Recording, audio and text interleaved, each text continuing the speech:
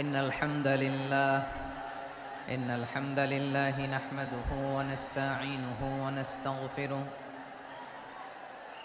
ونؤمن به ونتوكل عليه ونعوذ بالله من شرور أنفسنا ومن سيئات أعمالنا من يهده الله فلا مضل له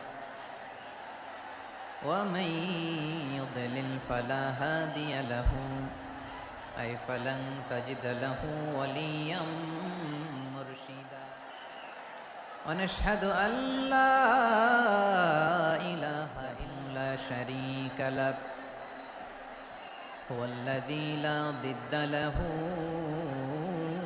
ولا ند له لا مثل له لا وزير له ولا كفيل له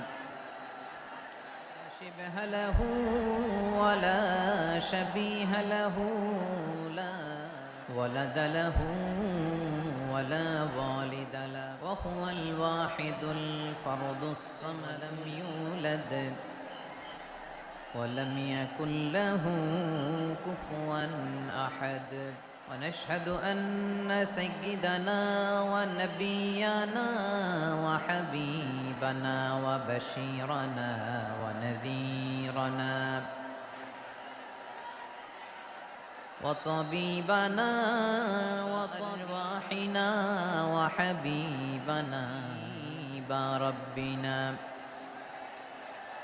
محمدا عبد الله ورسوله أرسله بالحق بشيرا ونذيرا وداعيا إلى الله بإذنه وسراجا منيرا أما بعد الله تعالى في كلامه المجيد وفيه الحميد أعوذ بالله من الشيطان الرجيم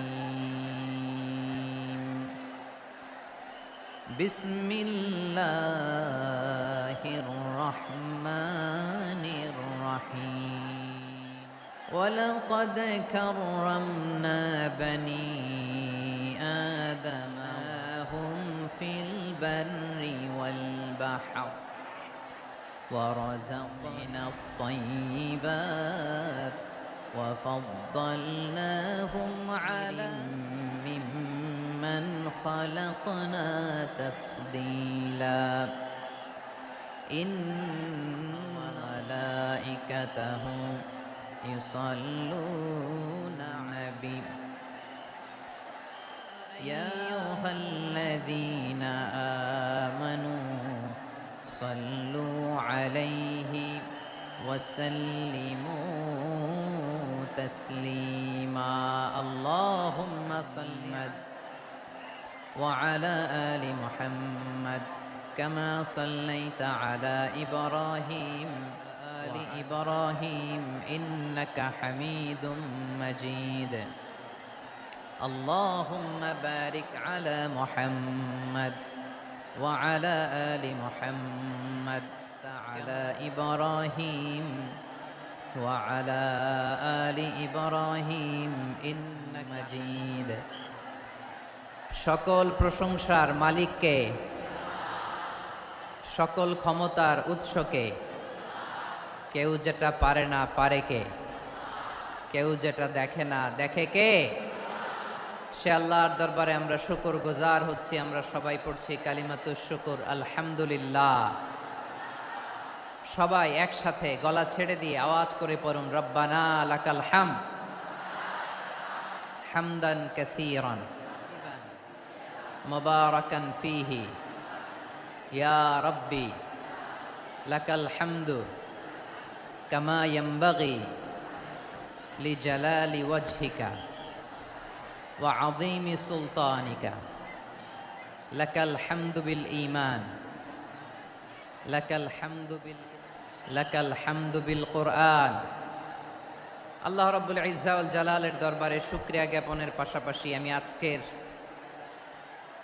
এই প্রোগ্রামের অর্গানাইজিং কমিটিকে অন্তরের অন্তঃস্থল থেকে ধন্যবাদ জানাতে চাই যে আদ-দ্বীন ফাউন্ডেশন অথরিটি তারা 3 দিন ব্যাপী যশোরের পুলের হাটে এরকম চমৎকার গোছানো ওয়েল অর্গানাইজড একটা তাফসীরুল কোরআনের প্রোগ্রামের আয়োজন করেছে। আমি আল্লাহর শুকরিয়া জ্ঞাপনের পাশাপাশি তাদেরকে আমার অন্তরের অন্তঃস্থল থেকে শুকরিয়া, ধন্যবাদ এবং মোবারক। আজকের প্রোগ্রামে উপস্থিত আছেন বৃহত্তর খুলনা বিভাগের ব্যবসায়ী ভাইয়েরা, কর্মজীবী ভাইয়েরা, ছাত্র ভাইয়েরা, পর্দার আড়ালে মায়েরা, বোনেরা। উপস্থিত আছেন কওমি মাদ্রাসার মুহতামিম বৃন্দ, আলিয়া মাদ্রাসার শিক্ষকবৃন্দ, ছাত্রবৃন্দ, ইমাম সাহেব, খতিব সাহেব, আইন শৃঙ্খলায় কর্মরত ভাই, ভলান্টিয়ার্স, মিডিয়া কর্মী, ইউটিউবার্স, আমি সবাইকে অন্তরের অন্তঃস্থল থেকে শুভেচ্ছা জানিয়ে শুরু করতে চাই। প্যান্ডেল আছে, এখানে ধাক্কাধাক্কির কোনো মানে হয় না। তোমরা ধাক্কাধাক্কি করবা, এই জন্য প্যান্ডেল করা হয় নাই 9টা।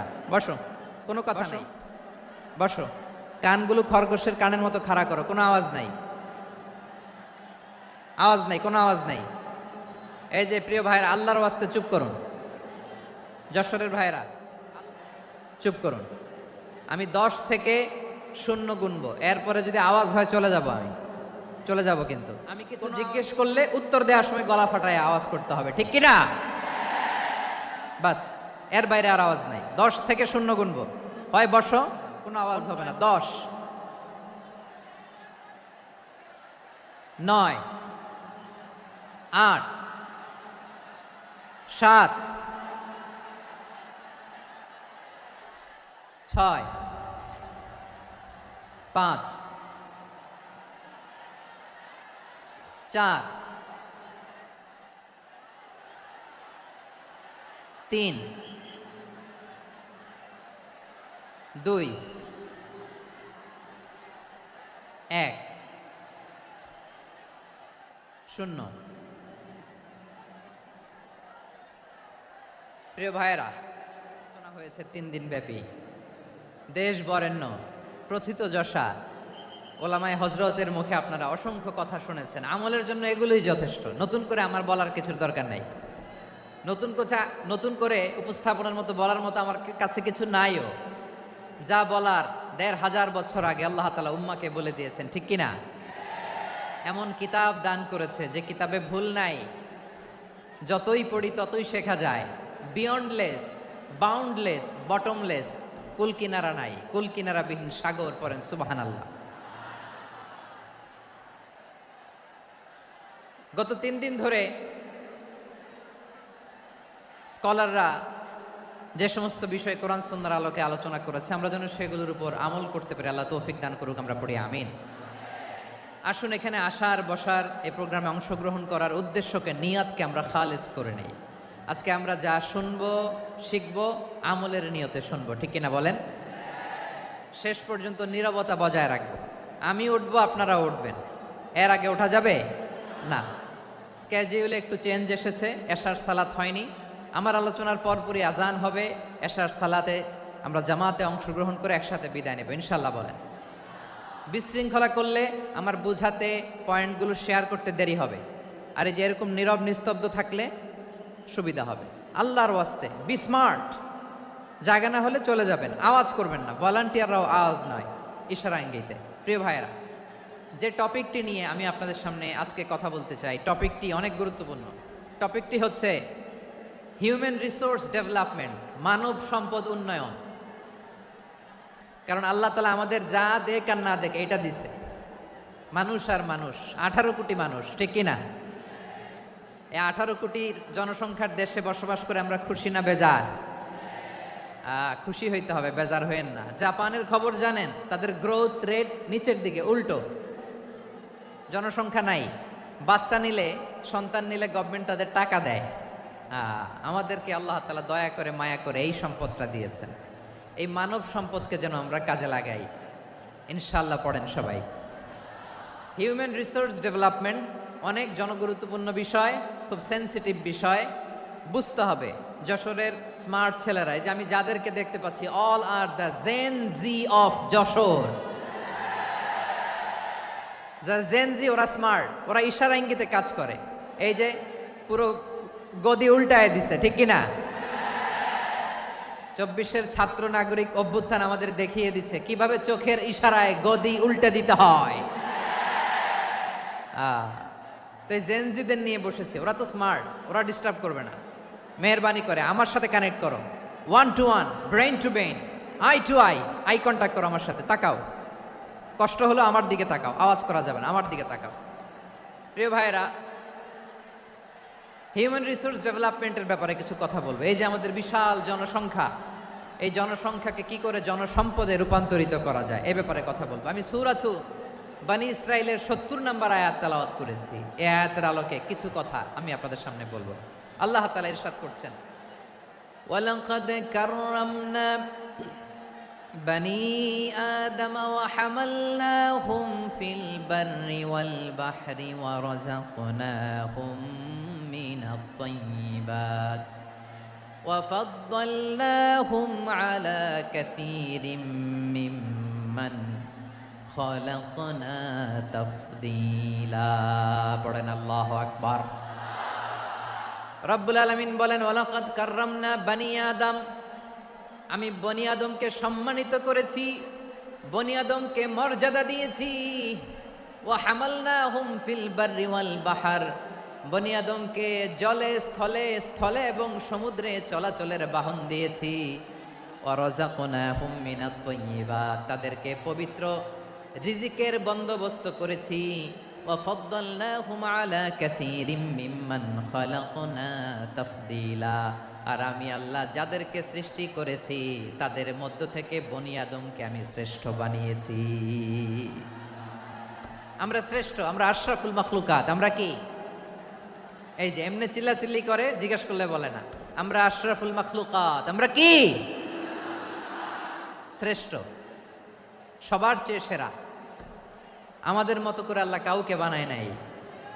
2 পায়ে ভর করে, শির দ্বারা এরকম স্ট্যান্ড রেখে মাথা উঁচু করে দাঁড়াতে পারে এরকম কোন প্রাণী পৃথিবীতে আছে? এজন্য আল্লাহ বলেন, ওয়ালাকাদ কাররামনা বনী আদম, আমি বনী আদমকে সম্মানিত করেছি, তাদেরকে আমি মর্যাদা দিয়েছি। তাদেরকে আমি যত মর্যাদা দিয়েছি আমার কোন সৃষ্টিকে এত মর্যাদা দেই নাই। পড়েন সুবহানাল্লাহ। I have dignified the status of the sons of Adam. আদমের সব সন্তানের মর্যাদা আমি বাড়িয়েছি। আল্লাহ এখানে বলেননি ওয়ালাকাদ কাররামনাল মুমিনিন, আমি মুমিনের মর্যাদা বাড়িয়েছি, বলেছেন? আল্লাহ এখানে বলেন নাই ওয়ালাকাদ কাররামনাল মুসলিমিন, আমি মুসলিমের মর্যাদা বাড়িয়েছি। আল্লাহ বলেছেন ওয়ালাকাদ কাররামনা বনী আদম, আমি বনী আদমের সম্মান বাড়িয়েছি। হোক সে মুমিন কিংবা কাফের, মুসলিম কিংবা মুশরিক, আস্তিক কিংবা নাস্তিক, আরব কিংবা অনারব, যেই হোক না কেন, আদম সন্তান সবগুলার মর্যাদা বাড়ায় দিয়েছে কে? সবার মর্যাদা আল্লাহ বাড়িয়েছে। মানুষ হিসেবে মর্যাদা। বিশ্বনবী সাল্লাল্লাহু আলাইহি ওয়াসাল্লাম ইহুদির লাশ দেখে দাঁড়িয়ে গেলেন। কার লাশ? আমার যশোরের ভাইয়েরা আওয়াজ করে বলুন, কার লাশ? ইহুদির লাশ দেখে দাঁড়ায় গেলেন। সাহাবারা বললেন, ইয়া রাসূলুল্লাহ, আপনি দাঁড়ালেন যে, এটা তো ইহুদির লাশ। বিশ্বনবী বললেন, আওয়ালাইসাত নাফসান, এটা কি মানুষ নয়? এটা হোক ইহুদি হোক খ্রিস্টান, এটা তো মানুষ। আমি মানুষ দেখে দাঁড়িয়েছি। আই স্যালিউট দ্য হিউম্যানিটি, আমি মানবতাকে সম্মান করেছি। পড়েন সুবহানাল্লাহ। তাহলে এই জমিনে মানুষের মর্যাদা বেশি, হোক আস্তিক হোক নাস্তিক, হোক মুমিন কিংবা কাফের। আদমের সন্তান হলে, মানুষ হলেই তার মর্যাদা বাড়িয়েছে কে? আমার কলিজার টুকরা যশোরের ভাইয়েরা, মানুষের মর্যাদা আল্লাহ এত বাড়িয়েছেন, মানুষ জীবিত থাকলেও যেমনি মর্যাদাবান, মরে গেলেও মর্যাদাবান। সুবহানাল্লাহ পড়েন। মানুষ মরে গেলে এই ডেড বডিটা কি হয়? পচে যায়, গলে যায়, মাটির সাথে মিশে যায়। তাই বলে আপনি ডেড বডির সাথে যাচ্ছে তাই করতে পারবেন না। পারবেন? কেউ যদি অন্যায় করে, তাকে যদি আপনি শাস্তির আওতায় আনেন, যা মনে চায় করতে পারবেন না। তারা আগুন দিয়ে পোড়াতে পারবেন না, নাক কাটতে পারবেন না, কান কাটতে পারবেন না, অঙ্গ বিকৃতি করতে পারবেন না। কারণ মানব জাতির মর্যাদা স্বয়ং দিয়েছে কে? ডেড বডি পচে যাবে, গলে যাবে, তারপরে ইসলাম বলে না, খবরদার, এই মরা লাশটারও একটা মর্যাদা আছে না নাই? ইসলাম বলে এই লাশটা গলে যাবে, পচে যাবে, কিন্তু এটার অমর্যাদা করো না। কর্পূর দিয়ে, খেজুর পাতা দিয়ে এটাকে ওয়ার্ম ওয়াটার দিয়ে, গরম পানি দিয়ে ধৌত করো। সাদা শুভ্র ধবধবে কাপড় দিয়ে লাশটাকে তুমি কাভার করো। তারপরে খাটিয়ার মধ্যে লাশটাকে রেখে বিশাল একটা প্রোগ্রাম করো, একটা ফিউনারাল প্রোগ্রাম করো। ওই প্রোগ্রামের ডানে বায়ে পেছনে লাশটারে রাখলে হবে না, প্রোগ্রামের একেবারে সামনটাতে তুমি লাশটাকে রাখো। সুবহানাল্লাহ। একটা ফিউনারাল প্রোগ্রাম করতে হবে, তাকে শেষ বিদায় জানাতে হবে, যেটাকে আমরা জানাজা বলি। কি বলি? জানাজা মানে মাইয়েতের জন্য দোয়া, তার জন্য দোয়া করা হয়। তাকে একটা সিস্টেমেটিক অর্ডারে কবরে রাখা হয়, সুন্দরভাবে সেটাকে কবরস্থ করা হয়, মাটি দেয়া হয়, পানি দেয়া হয়। তার মানে মরে গেলেও মানুষের সম্মান বাড়ায় দিয়েছে কে? এজন্য আল্লাহ বললেন ওয়ালাকাদ কাররামনা বানি আদম, বনি আদমের সম্মান মর্যাদা আমি আল্লাহ বাড়িয়ে দিয়েছি। মানুষের সম্মানে তুমি কখনো আঘাত করো না, ঠিক কিনা? তাহলে ভাই, প্রথম মেসেজ হচ্ছে, the first and foremost message tonight to the people of জাসর। আল্লাহ বলেন, I have dignified the status of son of Adam. আমি বনি আদম সবার মর্যাদা বাড়িয়ে দিয়েছি, হোক আস্তিক নাস্তিক, হোক কাফের কিংবা মুশরিক, তার মর্যাদা বাড়াই দিছে কে? যখন বন্যা হয় আমরা ত্রাণ নিয়ে যাই, আমরা শুধু মুসলমানদেরকে ত্রাণ দেই নাকি? হ্যাঁ, আমরা মুসলমানকেও দেই, অমুসলমানকেও দেই, হিন্দুকেও দেই, বৌদ্ধকেও দেই। যেখানেই মানবতা বিপন্ন সেখানে ইসলামের হেল্পিং হ্যান্ড আছে না নাই? সুবহানাল্লাহ। কি দিন আমরা পেয়েছি, কি বিধান আমরা পেয়েছি। ওয়ালাকাদ কাররামনা বানি আদম, আমি বনি আদমকে সম্মানিত করেছি। এরপর আল্লাহ বললেন ওয়া হামালনাহুম ফিল বাররি ওয়াল বাহর, মানুষকে স্থলে এবং সমুদ্রে চলাচলের বাহন আমি দিয়েছি। স্থলে কিভাবে চলবে, জলে কিভাবে চলবে, এই বাহনের ব্যবস্থা করেছে কে? এই জেনজি, এই স্যামড়া, ইরাম করতেছো কিসের জন্য? হ্যাঁ, ইরাম করলে চলবি? হ্যাঁ, বস বস বস বস। আওয়াজ করতেছো কেন? দিবা না, কথা বলতে দিবা না আমাকে? তো এইটা বুঝি তোমাদের ভালোবাসার নমুনা? তোমাদের ভালোবাসার কারণে যদি আমি কোথাও দাঁড়াতেই না পারি, কোথাও বসতে না পারি, কোথাও দুটা কথা বলতে না পারি, এই ভালোবাসা দিয়ে কি হবে আমার? বরং ঘামতে ঘামতে ঘর্মাক্ত হব, রক্তাক্ত হব। কিন্তু সেন্ট্রাল থেকে, সেন্ট্রালি যে ইনস্ট্রাকশন আসবে, সেই ইনস্ট্রাকশনের এক চুল আমরা ডানে বায়ে যাব না। এইটা গণজাগরণের জন্য এইটা দরকার, ইসলামী বিপ্লবের জন্য এইটা দরকার। তো আধা ঘন্টা ধরে যদি তোমাদেরকে থামানোই না যায়, এই লস্কর দিয়ে আমি কি করব? আল্লাহর ওয়াস্তে নো নো নো স্লোগান, চুপচাপ একেবারে আমার দিকে তাকাও।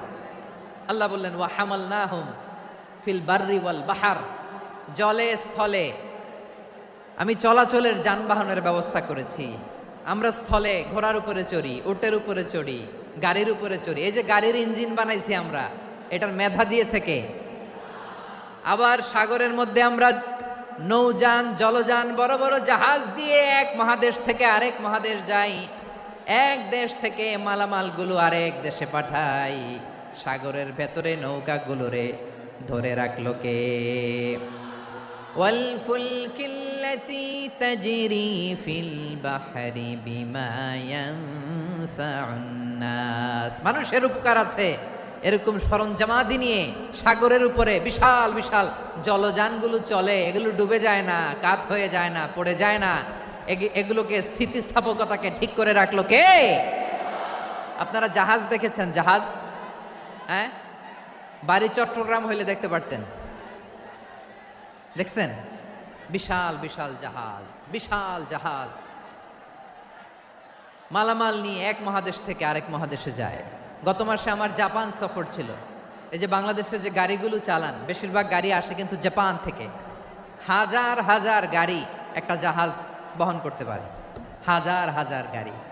এটাতে সাগরের মধ্যে ভাসাইলো কে? সবাই বলুন, ভাসালো কে?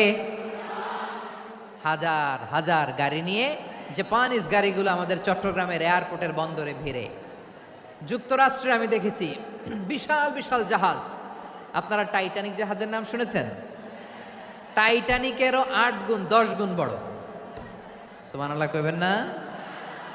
টাইটানিক জাহাজের 8 গুণ 10 গুণ বড় একটা জাহাজ আছে, আইকন অফ দ্য সি, আমি দেখে এসেছি। রয়্যাল ক্যারিবিয়ান দেখে এসেছি। সাগরের সামনে জেটিতে যখন দাঁড়ালাম, জাহাজটা যখন যায়, আমার মনে হচ্ছে একটা শহর, গোটা শহর, the entire city is floating on the water. পুরো একটা শহর মনে হয় পানির উপর দিয়ে ভেসে যাচ্ছে। পড়েন সুবহানাল্লাহ। এই যে আইকন অফ দ্য সি, এই ক্রুজ, এই জাহাজটা, এটার ভিতরে স্টেডিয়াম আছে। কিসের ভিতরে স্টেডিয়াম? কথা বুঝে নাই বোধহয়। স্টেডিয়াম কিসের ভিতর? সুইমিং পুল আছে, শপিং মল আছে, রেস্টুরেন্ট আছে, ক্লাব আছে, 3000 4000 রুম বিশিষ্ট, কক্ষ বিশিষ্ট হোটেল আছে। এই সবগুলোর নিয়ে এগুলো চলে সাগরের এই দোলার মধ্যে, জলোচ্ছ্বাসের মধ্যে, এই সাগরের ভেতরে এই জাহাজগুলোর ভাষায় রাখছে কে? সূরাতুর আর রহমানে আল্লাহ তাআলা বললেন, ওয়ালাহুল জাওয়ারিল মুনশাআতু ফিল বাহরি কাল আ'লাম ফাবিআইয়ি আলা, সবাই পড়েন, ফাবিআইয়ি আলাই রাব্বিকুমা তুকাযযিবান। পাহাড় সম বড় বড় জাহাজগুলো মাল বোঝাই করে সাগরের মধ্যে ভেসে বেড়ায়। এগুলো দিয়ে মালামাল বহন করা যায়, মানুষরা এক দেশ থেকে আরেক দেশে যায়। এই জাহাজগুলোর সাগরের ভেতরে ভাসায় রাখলো কে? এই আয়াতের ভেতরে আল্লাহ তাআলা সূরাত বানী ইসরাঈলের এই চমৎকার আয়াতের ভেতরে আল্লাহ তাআলা বেসিকলি মানব জাতির প্রতি তার 4টি স্পেশাল অনুগ্রহের কথা বলেছেন। কয়টি? 2টা বলে ফেলছি। 1 নাম্বার, ওয়ালাকাদ কাররামনা বানি আদম, আমি বনি আদমের সম্মান বাড়াইছি। নাকি মুসলমানদের? নাকি মুসল্লিদের? কার সম্মান বাড়িয়েছি? বনি আদমের। তাহলে human dignity, the first part of the verse talks about the human dignity. 2 number অংশে আল্লাহ তাআলা বললেন, ওয়া হামালনাহুম ফিল বাররি ওয়াল বাহর, স্থলে এবং সমুদ্রে আমি তাদের জন্য চলাচলের বাহন দিয়েছি। সুবহানাল্লাহ। তার মানে smooth movement on land and sea, জলে এবং স্থলে যাতে আমরা স্মুথলি মুভ করতে পারি আল্লাহ তাআলা দিয়েছেন। 3 নম্বরে আল্লাহ তাআলা বললেন, ওয়া রাযাকনাহুম মিনাত তাইয়্যিবাত, মানুষের জন্য আমি পবিত্র রিজিকের ব্যবস্থা করেছি। জলে এবং স্থলে যত প্রাণী আছে সবগুলা প্রাণীকে রিজিক দেয় কে? আমাদেরকে রিজিক দেয় কে? সাগরের মাছগুলোকে, বড় বড় তিমি মাছগুলোরে রিজিক দেয় কে? বাতাসের মধ্যে ভেসে বেড়ানো বড় বড় পাখিগুলো, স্ক্যান্ডিনেভিয়ান কান্ট্রি থেকে লক্ষ লক্ষ কোটি কোটি পাখিগুলো যে এক দেশ থেকে আরেক দেশে ট্রান্সফার হয়, এগুলোর রিজিক দেয় কে? রব্বুল আলামিন বলেন, ওয়ামা মিন দাব্বাতিন ফিল আরদি ইল্লা আলাল্লাহি রিজকুহা ওয়া ইয়ালামু মুস্তাকাররাহা ওয়া মুস্তাওদাআহা কুল্লুম ফি কিতাবিম মুবিন। আল্লাহু আকবার। রব্বুল আলামিন বলেন, ভূপৃষ্ঠে বিচরণশীল যত প্রাণী আছে সব প্রাণীগুলোকে আমি আল্লাহ আমার নিজের কুদরতে রিজিকের বন্দোবস্ত করি। এই প্রাণীগুলো কোথায় থাকে, কোথায় যায়, সব জায়গায় আমি রিজিক পৌঁছে দেই। রিজিক কেউ দিতে পারে না, রিজিকের মালিক কে? রিজিকের মালিক তিনি আল্লাহ। এজন্য আল্লাহ তাআলা বললেন, ওয়া রাযাকনাহুম মিনাত তাইয়্যিবাত। এরপরে আল্লাহ বললেন, ওয়া ফাদ্দালনাহুম আলা কাসীরিম মিম্মান খালাকনা তাফদীলা। আমি যত প্রাণী সৃষ্টি করেছি সকল প্রাণীর মধ্যে মানুষের মর্যাদা, শ্রেষ্ঠত্ব আমি দিয়েছি। সুবহানাল্লাহ পড়েন। তাহলে 1 নম্বরে আল্লাহ বললেন, আমি বনি আদমের মর্যাদা বাড়ালাম। এরপরে বললেন, স্থলে এবং সমুদ্রে যানবাহন দিলাম। 3 নম্বরে আল্লাহ বললেন, পবিত্র রিজিকের ব্যবস্থা করে দিলাম। এরপরে আল্লাহ বললেন, যত প্রাণী আছে, সৃষ্টি আছে, সবগুলার উপরে আমি মানুষকে শ্রেষ্ঠত্ব দিলাম। সুবহানাল্লাহ। তাহলে সবচেয়ে বেশি শ্রেষ্ঠত্ব মানুষের। কার? মানুষের। শুধু তাই নয় প্রিয় ভাইরা, আকাশ এবং জমিনে যা কিছু আছে সব কিছু মানুষের জন্য, মানুষের কল্যাণে, মানুষের প্রয়োজনে, মানুষের বশীভূত করে সৃষ্টি করেছেন কে? রব্বুল আলামিন বলেন, হুয়াল্লাযী খালাকা লাকুম মা ফিল আরদি জামিআ, এই জমিনের মধ্যে যা কিছু আমি আল্লাহ সৃষ্টি করেছি সব কিছু আমি মানুষের জন্য সৃষ্টি করেছি। পড়েন সুবহানাল্লাহ। হুয়াল্লাযী খালাকা লাকুম মা ফিল আরদি জামিআ, যা আছে সব আমাদের জন্য, সব আমাদেরকে সার্ভিস দেওয়ার জন্য, আমাদের উপকারের জন্য, আমাদের কল্যাণের জন্য। আওয়াজ করে সবাই পড়ুন আল্লাহু আকবার। অন্য আয়াতে আল্লাহ বললেন ওয়াসাখখারা লাকুম মা ফিস সামাওয়াতি ওয়া মা ফিল আরদি জামিআন মিন ইন্না ফি যালিকা লাআয়াতিন লিকাউমিন ইয়াতাফাক্কারুন।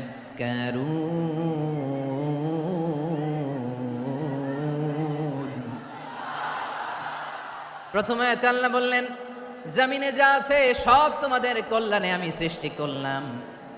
এরপরে আল্লাহ বললেন আকাশেও যা আছে সব তোমাদের জন্য সৃষ্টি করলাম, তোমাদের অনুগত বানায় দিলাম। পড়েন সুবহানাল্লাহ। মানুষের কি ব্রেইন দেখেন, মানুষ জমিন ছেড়ে আকাশে চলে যায়। পাখি দেখে মানুষের শখ হলো পাখি যেহেতু উঠতে পারে আমরাও পারবো।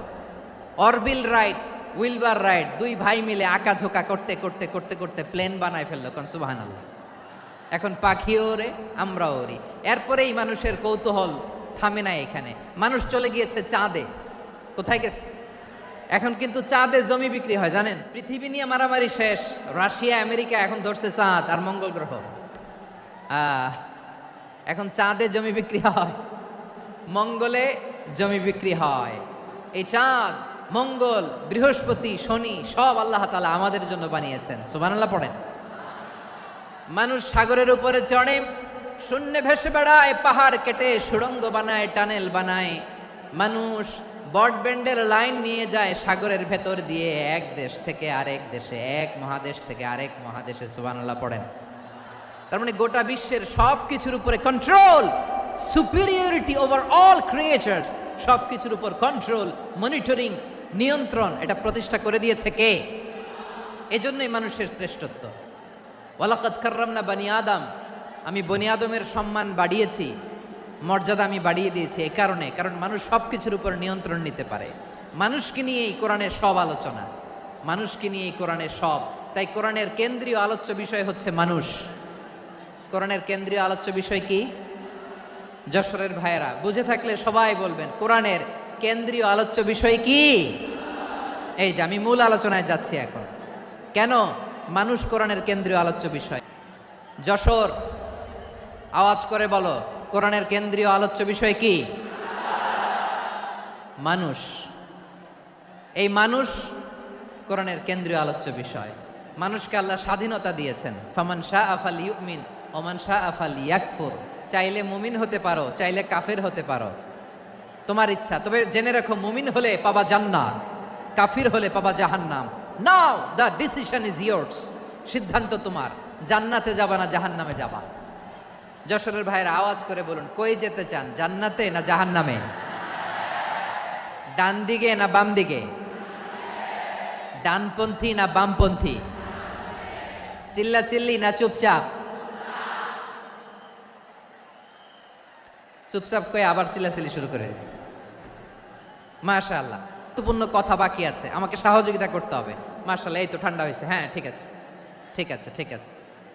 মানুষকে আল্লাহ এত স্বাধীনতা দিয়েছেন, মানুষ চাইলে অনেক ভালো হইতে পারে। ভালোর রাস্তাও খোলা, খারাপ হওয়ার রাস্তাও খোলা। ভালো হইলে মানুষ অনেক ভালো, খারাপ হইলে অনেক খারাপ। ভালো হইলে সবচেয়ে ভালো, খারাপ হইলে সবচেয়ে খারাপ।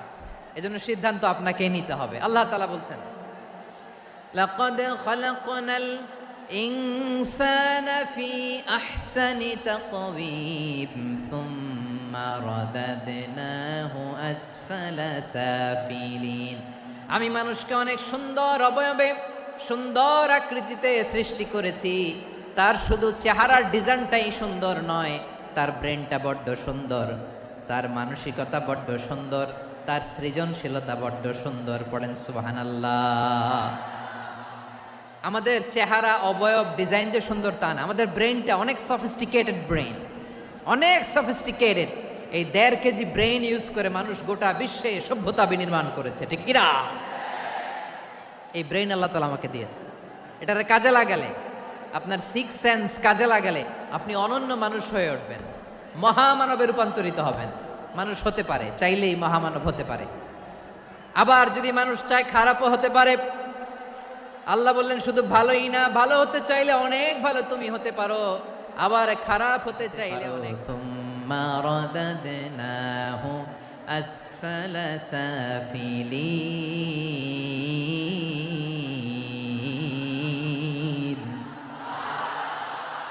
খারাপ হলে একেবারে খারাপ হতে পারো, নিকৃষ্ট হলে একেবারে নিকৃষ্ট হতে পারো, ভালো হলেও ভালো হতে পারো। কোন সুবহানাল্লাহ।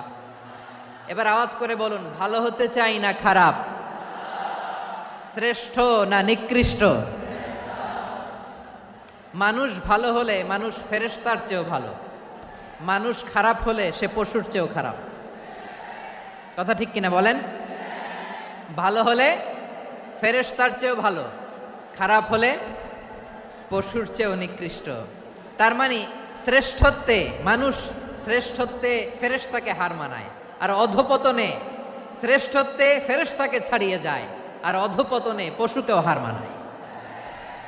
আই রিপিট, আমি আবারও বলছি, মানুষ শ্রেষ্ঠত্বে ফেরেশতাকে ছাড়িয়ে যায়, আর অধপতনে সে পশুকেও হার মানায়। আওয়াজ করে বলতে হবে ঠিক কি না?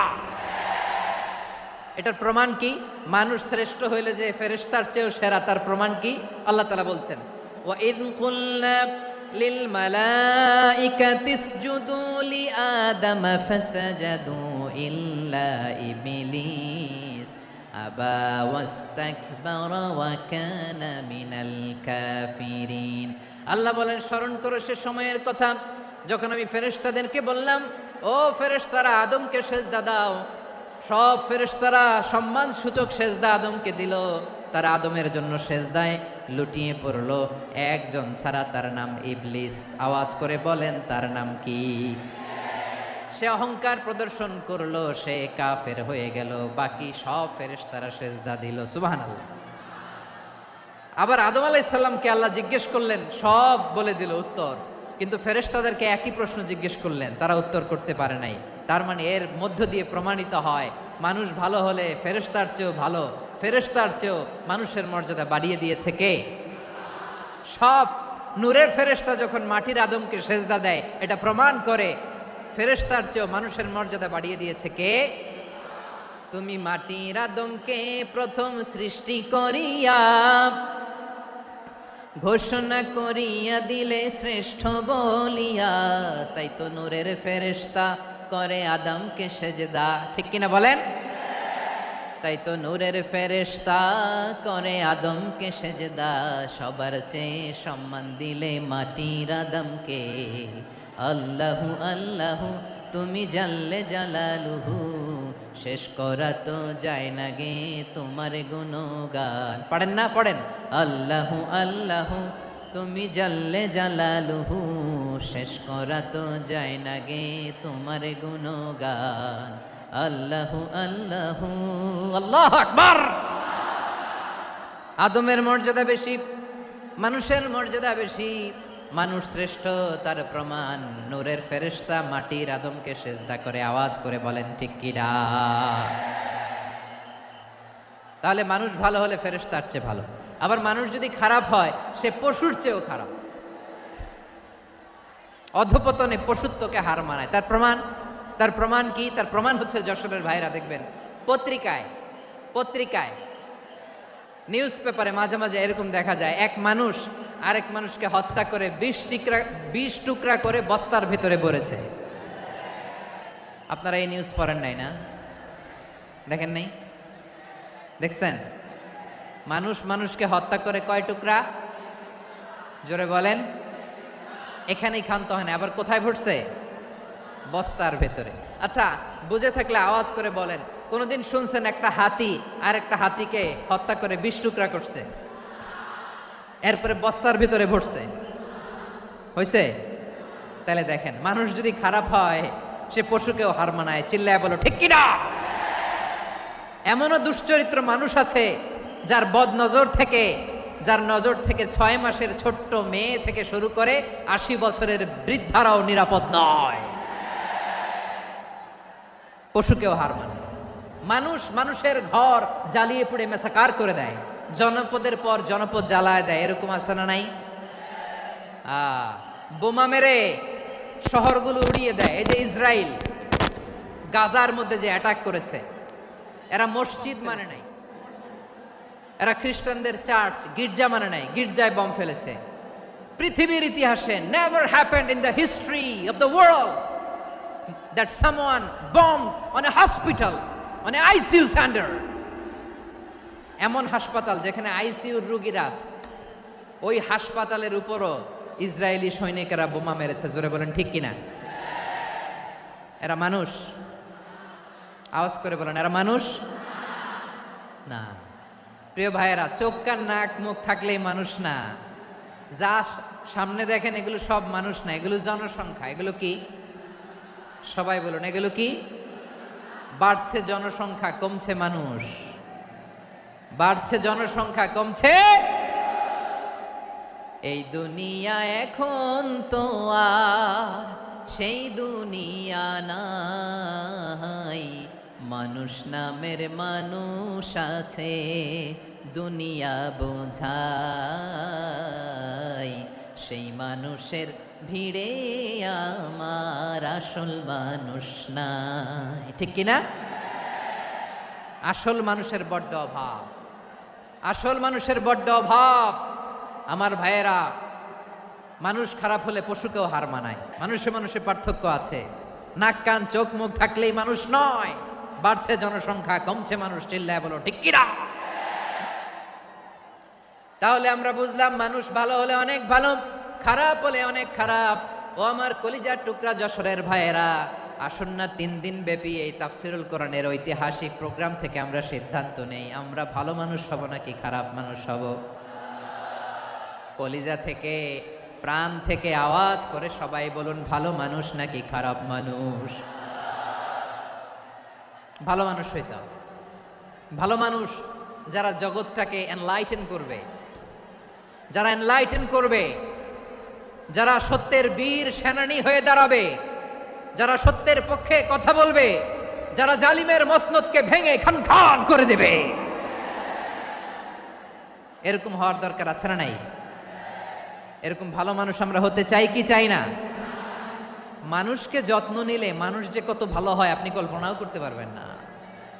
এই যে আপনাদের যশোরে যে ভালো ছেলেগুলো আছে, যে ভালো তরুণগুলো আছে, যে যুবকগুলো আছে, যে ভালো আলেমরা আছে, ভালো নেতারা আছে, সবাই যদি তাদের মতো হতো, পুরো যশোরটা একটা জান্নাতের টুকরা হয়ে যেত। আওয়াজ করে বলেন ঠিক কিনা?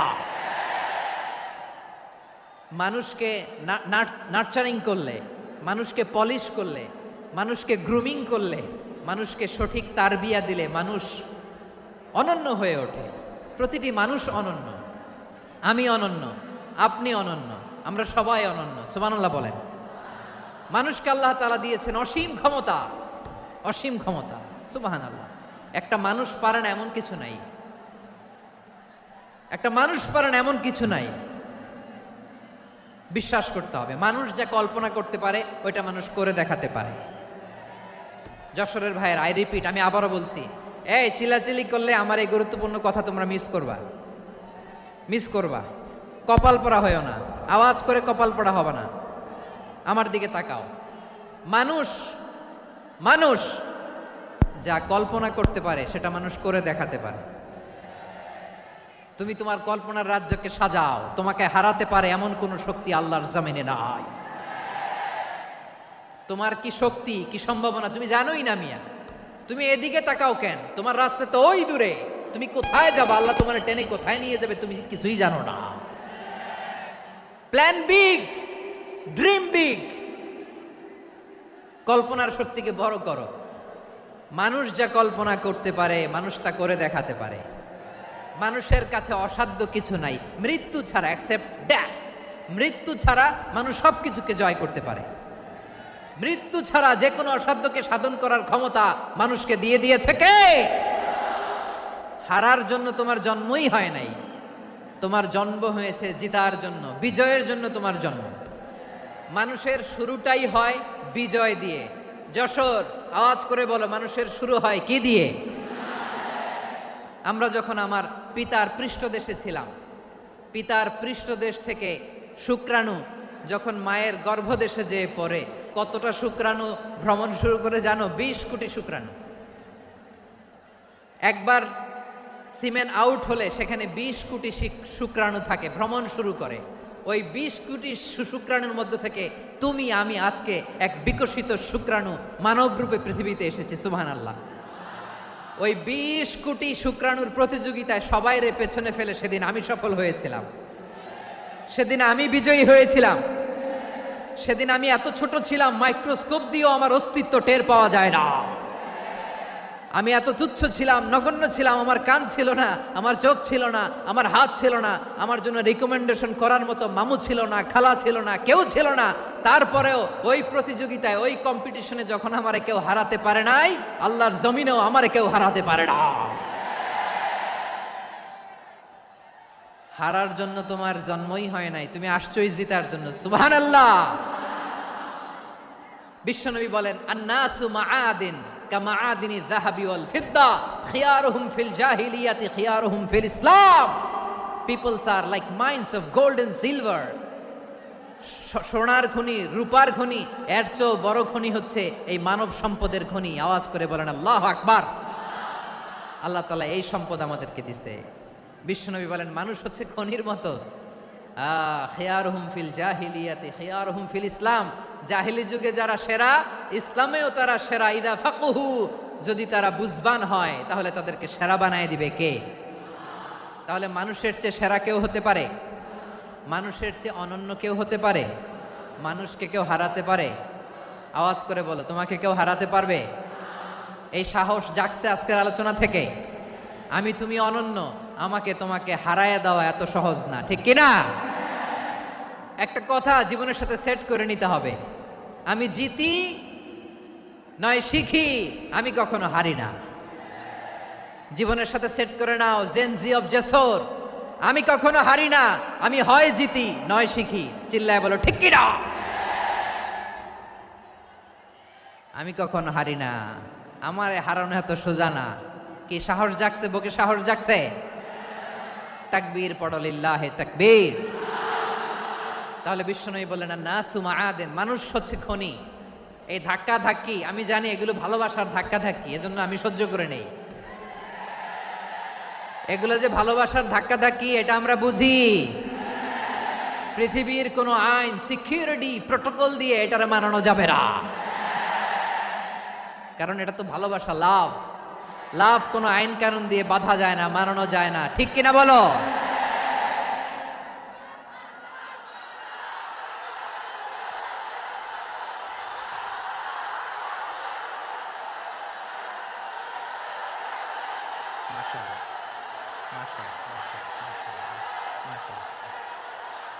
ঠিক আছে, বসুন বসুন বসুন। আল নাসু মাআদিন, মানুষ হচ্ছে খনি। এই খনির যত্ন নিতে হবে। আমার মা বাবা যারা এসেছেন, আপনার ছেলে মেয়ের যত্ন নেন। আপনার ছেলের মধ্যে যে কি পটেনশিয়াল আপনি জানেন না। আপনার এই ছোট্ট অবুজ ছেলেটাই আগামী দিনের শায়েখ আহমদুল্লাহ হবে। আপনার হেফজখানায় পড়া ওই ছোট্ট ছেলেটাই আগামী দিনের আল্লামা মামুনুল হক হবে। আপনার ওই ছেলেটা আমির হামজা হবে, আব্দুল হাই সাইফুল্লাহ হবে। এভাবে বড় বড় আলেম হবে, তারা যুগশ্রেষ্ঠ আলেম হবে। সেই একদিন এই বাংলাদেশের পার্লামেন্টে যে বক্তব্য দিয়ে যশোরের পক্ষে কথা বলবে।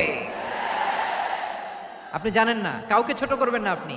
ওর কনফিডেন্স আপনি কমাবেন না, আপনি কমাতে পারেন না।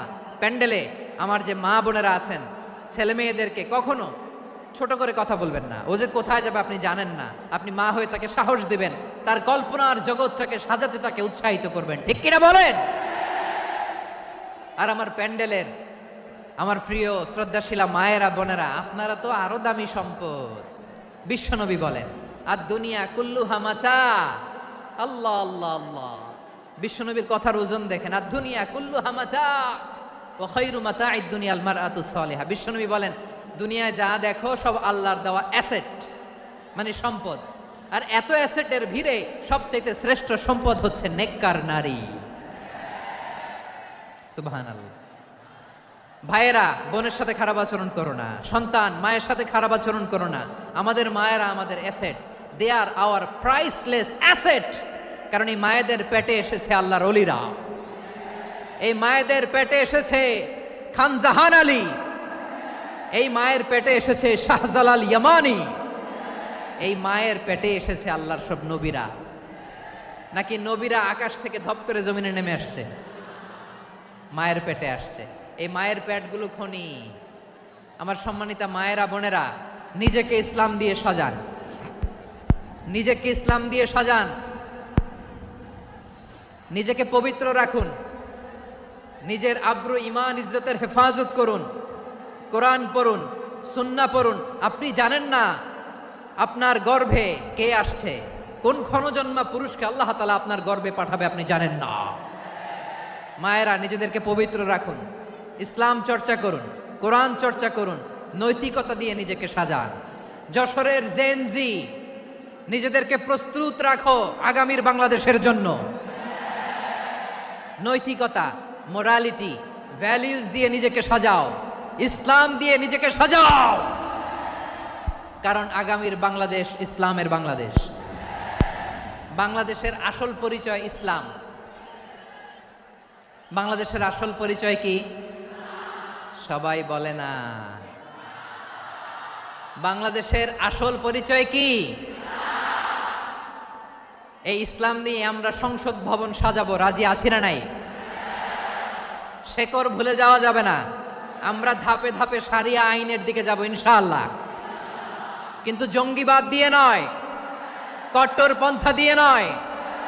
আমরা ইন্টেলেকচুয়ালি, গ্রাজুয়ালি, ধাপে ধাপে শারিয়া আইনের দিকে মুভ করব ইনশাআল্লাহ। বলো লিল্লাহি তাকবীর। এদেশের আসল পরিচয় সবাই বলে না, আওয়াজ করে, এদেশের আসল পরিচয়। এদেশে আজান শুনে সূর্য ওঠে শহর গ্রামে, এদেশে আজান শুনে সূর্য ডুবে সন্ধ্যা নামে, এদেশে সকল কাজে সবাই বলে বিসমিল্লাহ, এদেশে ভালো কিছু দেখে শুনে হাসি মুখে সবাই বলে মাশা আল্লাহ। সুবহানাল্লাহ, সুবহানাল্লাহ, সুবহানাল্লাহ, সুবহানাল্লাহ, সুবহানাল্লাহ, সুবহানাল্লাহ, সুবহানাল্লাহ, সুবহানাল্লাহ।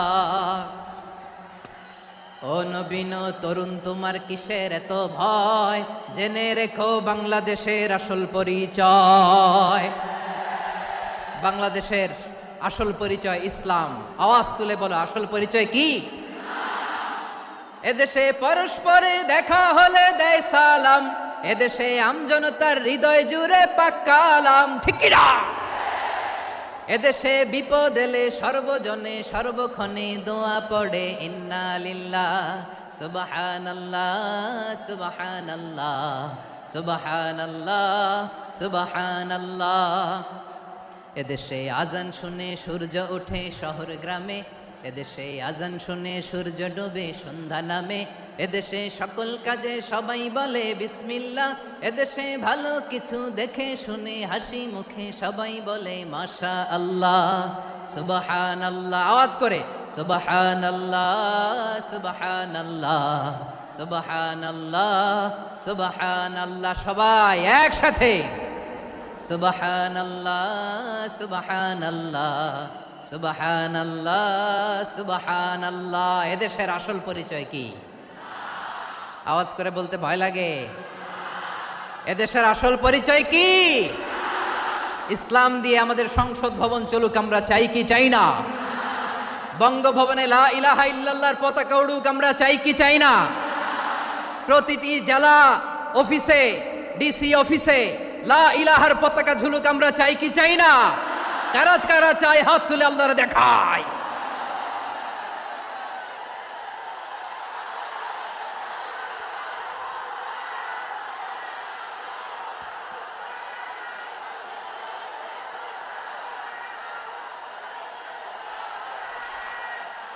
মাশাআল্লাহ, মাশাআল্লাহ, মাশাআল্লাহ, মাশাআল্লাহ। যশোর, আওয়াজ করে বলো, ভালো মানুষ না খারাপ মানুষ? বুঝে বলছে তো? মানুষ ভালো হলে যে কত ভালো।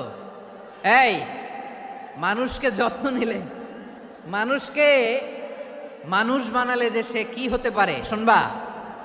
হ্যাঁ, নাকি মোনাজাত দিয়ে দিব? শুনবা? তাহলে থামতে হবে। থামো, আমি যখন বলবো থামো থামো, তাকবীরের সময় দিলে তাকবীর। থামো থামো। মানুষকে যত্ন নিলে, এই এদিকে এদিকে, ড্রোন নামায় ফেলো। হয়েছে, ড্রোনের ফুটেজ হয়ে গেছে, এবার ড্রোন নামায় ফেলো। আমার দিকে তাকাও। মানুষকে, তোমরা এদিক সেদিক তাকালে তো গুরুত্বপূর্ণ পয়েন্ট মিস হয়ে যাবে। এদিকে এদিকে, হ্যাঁ মাস ঠিক আছে, এদিকে। মানুষকে যত্ন নিলে মানুষের মধ্যে যে আল্লাহ কি পটেনশিয়াল রেখেছে। আমি জাপানের দুইটা উদাহরণ দেই। জাপানের, এই এই এভাবে এভাবে হবে, হয় বসো নয় পেছনে, কথা নাই। কথা তো বলাই যাবে না, হারাম কথা বলা। আজকে একেবারে চুপ, আজকের জন্য হারাম করে দিছে আমি, এই কিছু সময়ের জন্য একেবারে নিষিদ্ধ। জাপানের দুইটা উদাহরণ দেই, খেয়াল করে একটু শোনেন, বুঝবেন। আল্লাহ, 2022 সালে জাপানের সাথে জার্মানির খেলা, ফিফা ওয়ার্ল্ড কাপ 2022। এক পক্ষে জাপান, আরেক পক্ষে কোন দেশ? কথা শোনে নাই।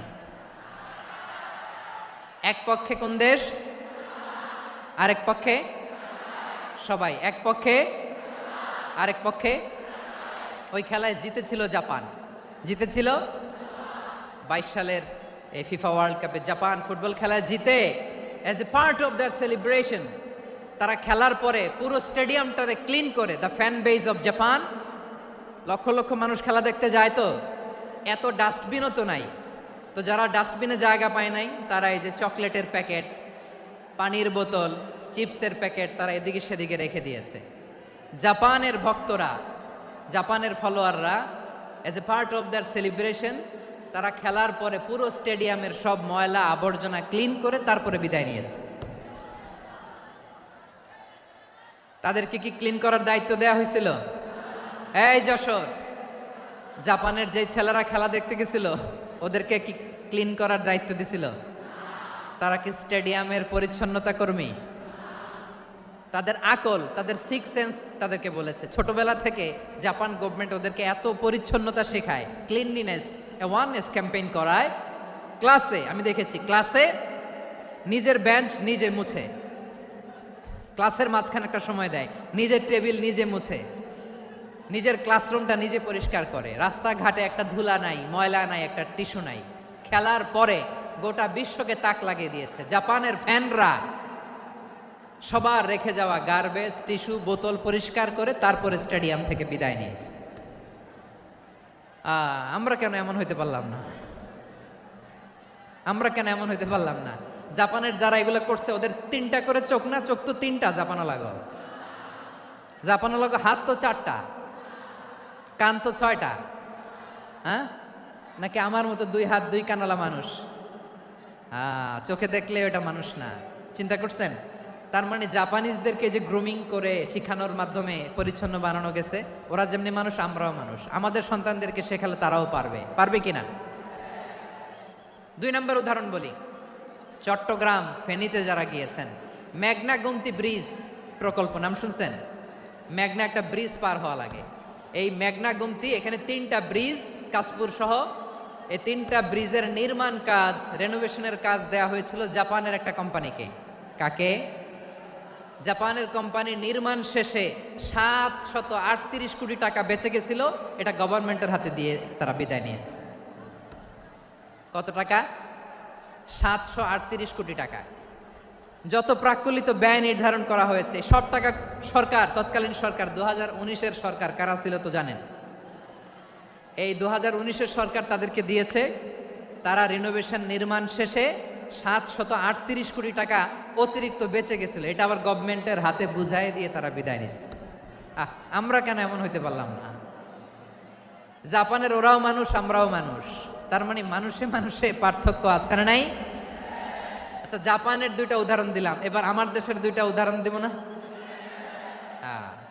বাংলাদেশের 2টা উদাহরণ দিই। 1 নম্বর উদাহরণ, গত সপ্তাহে আপনারা জানেন কক্সবাজার আমার একটা প্রোগ্রাম ছিল, তো হেলিকপ্টারে গিয়েছিলাম। ফেনী জেলা যখন পার হচ্ছি আমি দেখলাম 3টা উইন্ড মিল, উইন্ডমিল চিনেন তো? বিশাল পিলার, তিনটা চারটা পাখা থাকে। বায়ু বিদ্যুৎ কেন্দ্র, বাংলাদেশের প্রথম বায়ু বিদ্যুৎ কেন্দ্র এটা। মুহুরী প্রজেক্ট বলে এটারে সম্ভবত, মুহুরী প্রজেক্ট। তো সাগরের বাতাসের ঝাপটায় এটা ঘুরে এনার্জি হয়, ইলেকট্রিসিটি উৎপাদন হয়। তো আমি পাইলটকে বললাম, ভাই এগুলো থেকে কেমন ইলেকট্রিসিটি উৎপাদন হয়? কয় হুজুর একটু হয় না, কিছুই হয় না। কিছুই হয় না মানে? বলে হুজুর বাংলাদেশে যত উইন্ডমিল আছে এটার পাখা একটাও ঘুরে না। আল্লাহ, বলেন কি? তাহলে এই যে কোটি কোটি টাকা ব্যয় করে যে উইন্ডমিল, কয় হুজুর ভিতরে ফিটফাট, উপরে ফিটফাট, ভিতরে সদরঘাট। তার মানে কোটি কোটি টাকা দিয়ে এই উইন্ডমিল বানায়, এখানে কিছু নাই। দুর্নীতির আড্ডাখানা, আখড়াখানা বাংলাদেশ, ঠিক কিনা বলেন? হায় রে, জাপানিজরাও মানুষ, আমরাও মানুষ। আমার এক নিকটাত্মীয় সরকারি চাকরিজীবী, উনি আমাকে বললেন, বাংলাদেশের আরেকটা উদাহরণ দেখি। উনি আমাকে বললেন যে প্রতি বছর আমাদের অফিসের ফার্নিচার চেঞ্জ করে। আমি বললাম প্রতি বছর ফার্নিচার চেঞ্জ করে কেন? বলে যে ফার্নিচার নতুন পারচেজ করলেই তো ওইখানে টাকা, নতুন কিনতে পারলেই টাকা, নতুন উন্নয়নের সবক শোনাতে পারলেই টাকা। প্রথম আলোর রিপোর্ট, কি আলো? প্রথম আলোর রিপোর্ট, গত 15 বছরে উন্নয়নের নামে লুটপাট হয়েছে প্রায় 3.25 লাখ কোটি টাকা। কার রিপোর্ট? আমাদের বানানো কথা। প্রথম আলোর রিপোর্ট। গত 15 বছরে কারা ছিল জানেন তো? হ্যাঁ, শুধু ওনাদেরকেই দোষ দিয়ে লাভ নাই। স্বাধীনতার পর থেকে শুধু শাসকের হাত বদল হয়েছে, আমরা কিছু পাই নাই, ঠিক কিনা বলেন? শুধু ওনাদের দোষ দিয়ে কি লাভ? একদল খাইছে, আরেক দল খাওয়ার জন্য রেডি হয়ে আছে। আমরা এরকম চাই না, জনগণকে ফুটপাতে বসাই দিস। প্রিয় ভাইয়েরা, তাহলে জাপানের মানুষও মানুষ, আমরাও মানুষ। সিদ্ধান্ত আপনার, কোন মানুষ হবেন, ভালো মানুষ না খারাপ মানুষ? আজকের আলোচনার বিষয় হচ্ছে মানব সম্পদের উন্নয়ন, হিউম্যান রিসোর্স ডেভেলপমেন্ট।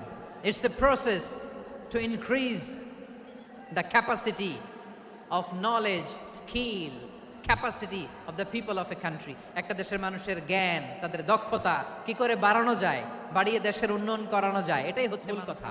তাহলে মানব সম্পদ হচ্ছে একটা দেশের সবচাইতে শক্তিশালী পুঁজি। প্রাকৃতিক সম্পদ, খনিজ সম্পদের চেয়েও দামি হচ্ছে মানব সম্পদ। আমার প্রিয় যশোর, প্রাকৃতিক সম্পদ, খনিজ সম্পদের চেয়ে দামি সম্পদ কি সম্পদ? আল্লাহ তাআলা দয়া করে আমাদেরকে এই মানব সম্পদ দিয়েছেন। আসুন আমাদের এই মানুষগুলোকে আমরা সোনার মানুষ বানাই। রাজি আছেন তো সবাই? রাজি আছেন? মানুষ পারে না এমন কোনো কিছু নাই, চাইলে সব পারে। এজন্য মানুষকে তারবিয়া দিতে হবে, যথাযথভাবে তাদেরকে গড়তে হবে। আসুন আমরা সিরাতের আয়নায় বিশ্বনবীর জীবনী থেকে দেখি তিনি কিভাবে হিউম্যান রিসোর্সকে ম্যানেজ করতেন। যদি আপনাদের সময় হয়, দু একটা উদাহরণ দিয়ে আজকে আমি আমার আলোচনার বিদায় নেব। হবে সময় হবে কয়েক মিনিট? হ্যাঁ, শান্ত থাকবেন তো? শান্ত থাকবা? হ্যাঁ, ঠিক আছে। এই ধাক্কার মধ্যে ঢুকছে, এবার মজা বুঝতেছো তো? হ্যাঁ, মানা করছিলাম না? ঠিক আছে, টের পাও। হ্যাঁ, ঠিক আছে। যে আওয়াজ করবে আমি ওকে দেখতেছি, কে কে আওয়াজ করে দেখতেছি। শেষ কথা, শেষের দিকে চলে আসছি। বিশ্বনবী সাল্লাল্লাহু আলাইহি ওয়াসাল্লাম কিভাবে হিউম্যান রিসোর্সকে ম্যানেজ করতেন, মজার কথা আছে কয়েকটা, বলে বিদায় নিব। বিশ্বনবী কিভাবে এই মানব সম্পদকে ম্যানেজ করতেন। বিশ্বনবী, he was a very good talent hunter, চৌকস ট্যালেন্ট হান্টার ছিল। কার মধ্যে কি ট্যালেন্ট আছে দেখলেই বুঝে ফেলতেন। সুবহানাল্লাহ পড়বেন না? কি নবী আমরা পেয়েছি! He was a very good talent hunter. আমার নবী, তিনি চৌকস ট্যালেন্ট হান্টার ছিলেন। কার মধ্যে কি প্রতিভা বের করতেন, ওই প্রতিভাকে ইসলামের কল্যাণে কাজে লাগাতেন। সুবহানাল্লাহ বলেন। যাকে যেই জায়গায় সেট করলে ভালো হবে তাকে ওই জায়গায় সেট করতেন। কয়েকজন সাহাবীর জীবনী শোনাই। আবু মাহজুরা রাদিয়াল্লাহু তাআলা আনহু, মক্কার মুয়াজ্জিন, আগে ছিল মুশরিক, পরে হয়েছে মুমিন। উনি কিভাবে মুমিন হইলেন এই ঘটনাটা একটু আপনাদের শোনাতে চাই। তো আপনাদের তো সময় নাই হাতে। হ্যাঁ, সময় আছে? এই জেনজি শেষ করে দিল আজকের প্রোগ্রামটা। 1 ঘন্টা ধাক্কা ধাক্কি করে কেমনে দাঁড়ায় আছে আমি বুঝলাম না।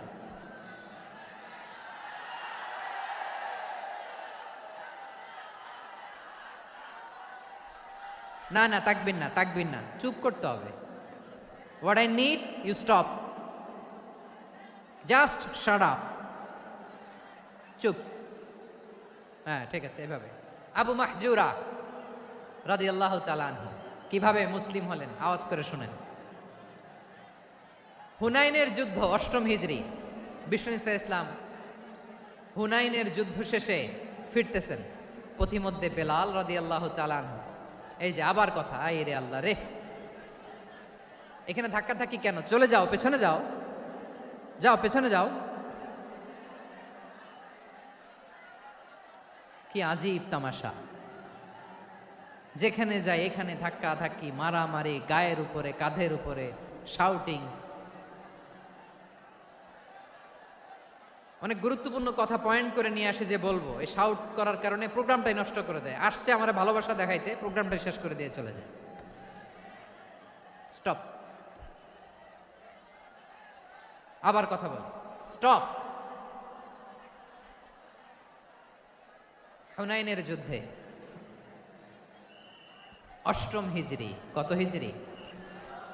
সবাই বলেন না একটু, কত হিজরি? 8ম হিজরিতে হুনাইনের যুদ্ধে রাসূল সাল্লাল্লাহু আলাইহি ওয়াসাল্লাম ফিরে আসতেছেন মদিনায়। পথিমধ্যে বেলাল রাদিয়াল্লাহু তাআলা আনহু আজান দিচ্ছেন। কি দিচ্ছেন? তো পাশে ছিল মুশরিকদের একটা পল্লী, কিছু মুশরিক তরুণ, কিছু অমুসলিম কিশোর, তারা আজানকে ব্যঙ্গ করতেছে। আমাদের বাংলায় মুখ ভেঙ্গানো বলে আর কি। বেলাল রাদিয়াল্লাহু তাআলা আনহু আজান দিচ্ছেন, ওই বাচ্চাগুলো মুশরিক, তো ওরা আজানকে ব্যঙ্গ করতেছে, বিকৃতি করে ওরাও আজান দিচ্ছে। উদ্দেশ্য হচ্ছে আজানকে নিয়ে ঠাট্টা করা। উদ্দেশ্য কি? ঠাট্টা করা। ব্যাপারটা মনে কষ্ট পাওয়ার মতো ব্যাপার না? কিন্তু বিশ্বনবী ওইখানে দেখেন কি খুঁজলেন। বিশ্বনবী খেয়াল করলেন অমুসলিম কিশোরদের মধ্য থেকে একটা কিশোরের গলাটা বড় দরাজ গলা, কণ্ঠটা বড় সুন্দর। খেয়াল করে দেখলেন যে কিছু কিশোর বেলালের আজানকে ব্যঙ্গ করে, বিকৃতি করে, কিন্তু একজনের কণ্ঠ দেখতে পাচ্ছেন না এত দূরে, কিন্তু কণ্ঠটা বড় সুন্দর, দরাজ গলা। বিশ্বনবী সাহাবীদেরকে বললেন, ধরো এগুলারে, ধরো। সবগুলারে ধরে বিশ্বনবীর সামনে আনা হলো। ওরা হাঁটু কেড়ে বসলো। বিশ্বনবী বললেন, তোমাদের মধ্যে কে যেন ব্যঙ্গ করে আজান দিচ্ছিল, তার গলাটা বড় উঁচু, গলার বেসটা বড় মজবুত, মেলোডিয়াস, সুমধুর কণ্ঠ। কে? আবু মাহজুরা বলে, আমার বন্ধুরা সবাই আমার দিকে আঙ্গুল দেখায়, আমি পড়ে গেছি বিপদে। রাসূল সাল্লাল্লাহু আলাইহি ওয়াসাল্লাম বাকি অমুসলিম তরুণদেরকে ছেড়ে দিলেন, বললেন তোমরা যাও। এবার আবু মাহজুরারে পাইছে।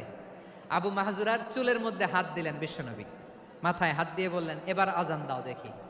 আবু মাহজুরা বলে, আমি তো আজান দিতে জানি না, কারণ আমি তো বেলালেরটা শুইনা দিছি, আমার তো মুখস্থ নাই, আমি তো আজান দিতে জানি না। বিশ্বনবী বললেন, জানো না? তাহলে আসো, আমি তোমারে শিখাই দেই। সুবহানাল্লাহ পড়েন। আবু মাহজুরা হাঁটু গেড়ে বসে, বিশ্বনবীর মোবারক হাত আবু মাহজুরার চুলের মধ্যে। বিশ্বনবী আজানের মুআল্লিম আবু মাহজুরাকে বলতেছে, ঠিক আছে তোমারে শিখাই দিচ্ছি, আমি যা যা বলবো আমার সাথে সাথে বলো, পারবা? আবু মাহজুরা বলে, পারবো। বিশ্বনবী আজান দিচ্ছেন, মাথায় হাত দিয়ে আল্লাহু আকবার, আল্লাহু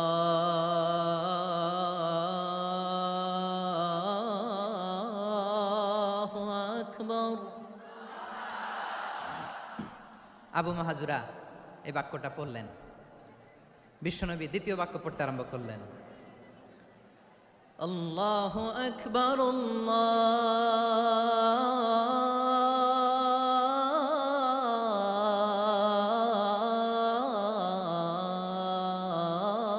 আল্লাহু আকবার। আবু মাহজুরা এই বাক্যটা বললেন। বিশ্বনবী আবু মাহজুরার মাথার মধ্যে হাত দিয়ে তৃতীয় বাক্য বললেন, আশহাদু আল্লা ইলাহা ইল্লাল্লাহ,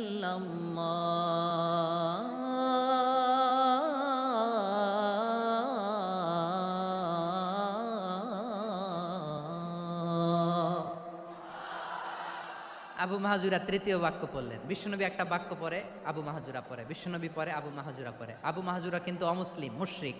আবু মাহজুরা বলে, এক একটা বাক্য পড়ি আমার কলিজাটা গলে ঠান্ডা হয়ে যায়। এতদিন মোহাম্মদকে গালি দিতাম, এখন মোহাম্মদ আমার মাথায় যখন হাত রাখছে আমার সারা শরীর ঠান্ডা হয়ে গেছে। বিশ্বনবী আজান শেখাচ্ছেন, একটা একটা বাক্য পড়ে, আবু মাহজুরাও পড়ে, বিশ্বনবী পড়ে, আবু মাহজুরাও পড়ে।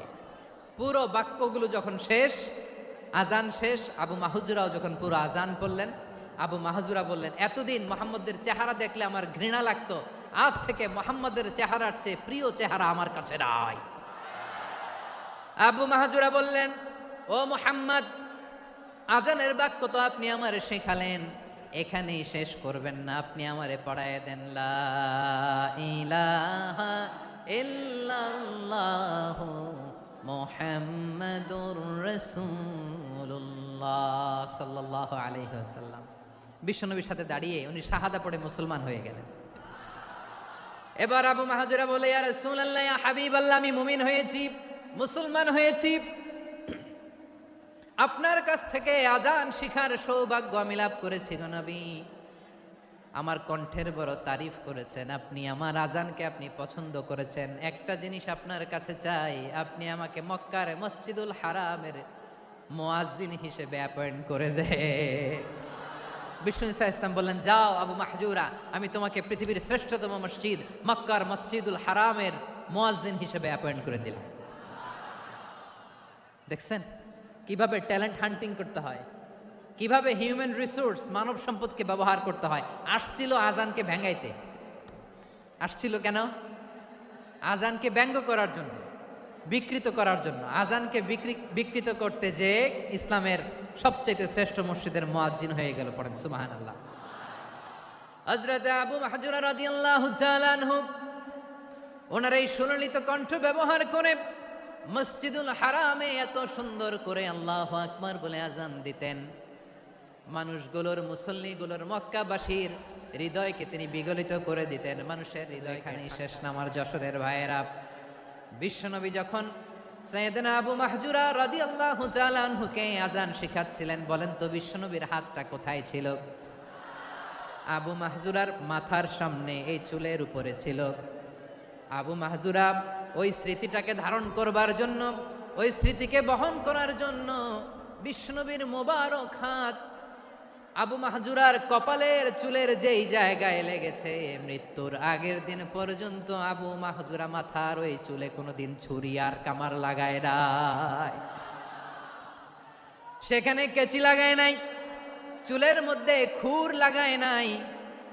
আবু মাহজুরা ডান দিকের চুল কাটতো, বাম দিকের চুল কাটতো, পেছনের চুল কাটতো, সামনের চুল কাটতো না। আবু মাহজুরা রাদিয়াল্লাহু তাআলা আনহুর সামনের চুলগুলো বড় হতে হতে যখন এত বড় হয়ে যায়, তিনি চুলগুলো পেঁচিয়ে মাথার মধ্যে রাখতেন, তারপরে তিনি পাগড়ি পরতেন। সবাই জিজ্ঞেস করতো, আবু মাহজুরা, এটা আবার কেমন স্টাইল? দেখতে তোমারে কি বিদঘুটে লাগে? কেমন অড লাগে, কেমন খারাপ দেখা যায়? মক্কায় এমন কোনো মানুষ তো দেখি নাই, ডানে চুল কাটে, বায়ে চুল কাটে, পেছনে চুল কাটে, সামনে কাটে না। ওরে আবু মাহজুরা, কেমন দেখা যায় তোমারে? তুমি সামনের চুল কাটো না কেন? আবু মাহজুরা বলে, আমি হাঁটু গেড়ে পেয়ারা নবীর সামনে বসেছিলাম, আমার এই মাথার চুলের মধ্যে মুবারক হাত লাগিয়ে বিশ্বনবী নিজে আমাকে আজানের প্রতিটা বাক্য শিক্ষা দিয়েছেন। বিশ্বনবীর মোবারক হাত, পবিত্র হাত আমার মাথার চুলের যেই জায়গায় লেগেছে, আমি চাই ওই চুলগুলা নিয়ে আমি আমার কবরের ভিতরে যাব। সাইয়েদনা আবু মাহজুরা রাদিয়াল্লাহু তাআলা আনহু ইন্তেকালের আগের পর্যন্ত মাথার সামনের চুলগুলা কাটে নাই, মাথার সামনের চুল তিনি কাটেন নাই। সুবহানাল্লাহি বিহামদি। কেমন ভালোবাসতেন বিশ্বনবী সাহাবীদেরকে, সাহাবারা কেমন ভালোবাসতেন বিশ্বনবীকে। সামনের চুলগুলো বড় হতে হতে এত বড় ছিল, পেঁচিয়ে রেখে পাগড়ি পরতেন, কাটতেন না। নবীর হাত লেগেছিল। সুবহানাল্লাহ পড়েন। তাহলে হোয়াট ইজ দ্য লেসন?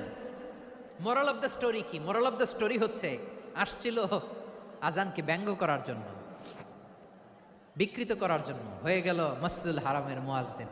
দেখেন বিশ্বনবী একটা খারাপ সিচুয়েশনের মধ্যে থেকে কি ভালো জিনিস বের করে আনলেন। আমি যে শুরুতে বলেছি কিভাবে তিনি হিউম্যান রিসোর্সকে ডেভেলপ করেছেন, ম্যানেজ করেছেন।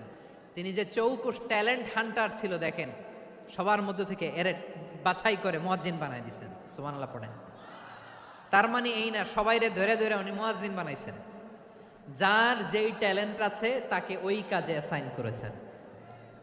যার যেই প্রতিভা আছে তার প্রতিভাকে ইসলামের কাজে লাগিয়েছেন। সুবহানাল্লাহ পড়েন। যায়েদ বিন সাবেত রাদিয়াল্লাহু তাআলা আনহু, নাম শুনেছেন? যশোর, কথা বেরোয় না। যদি জিজ্ঞাসা সালমান খানের নাম শুনছেন, সবাই হাত তুলবে, জি হুজুর শুনছি, মানে সব দেখা শেষ। সালমান খান, আমির খান, অমুক খান, সব খান মুখস্থ, কিন্তু যায়েদ বিন সাবেতের নাম মুখস্থ নাই মুসলমানদের।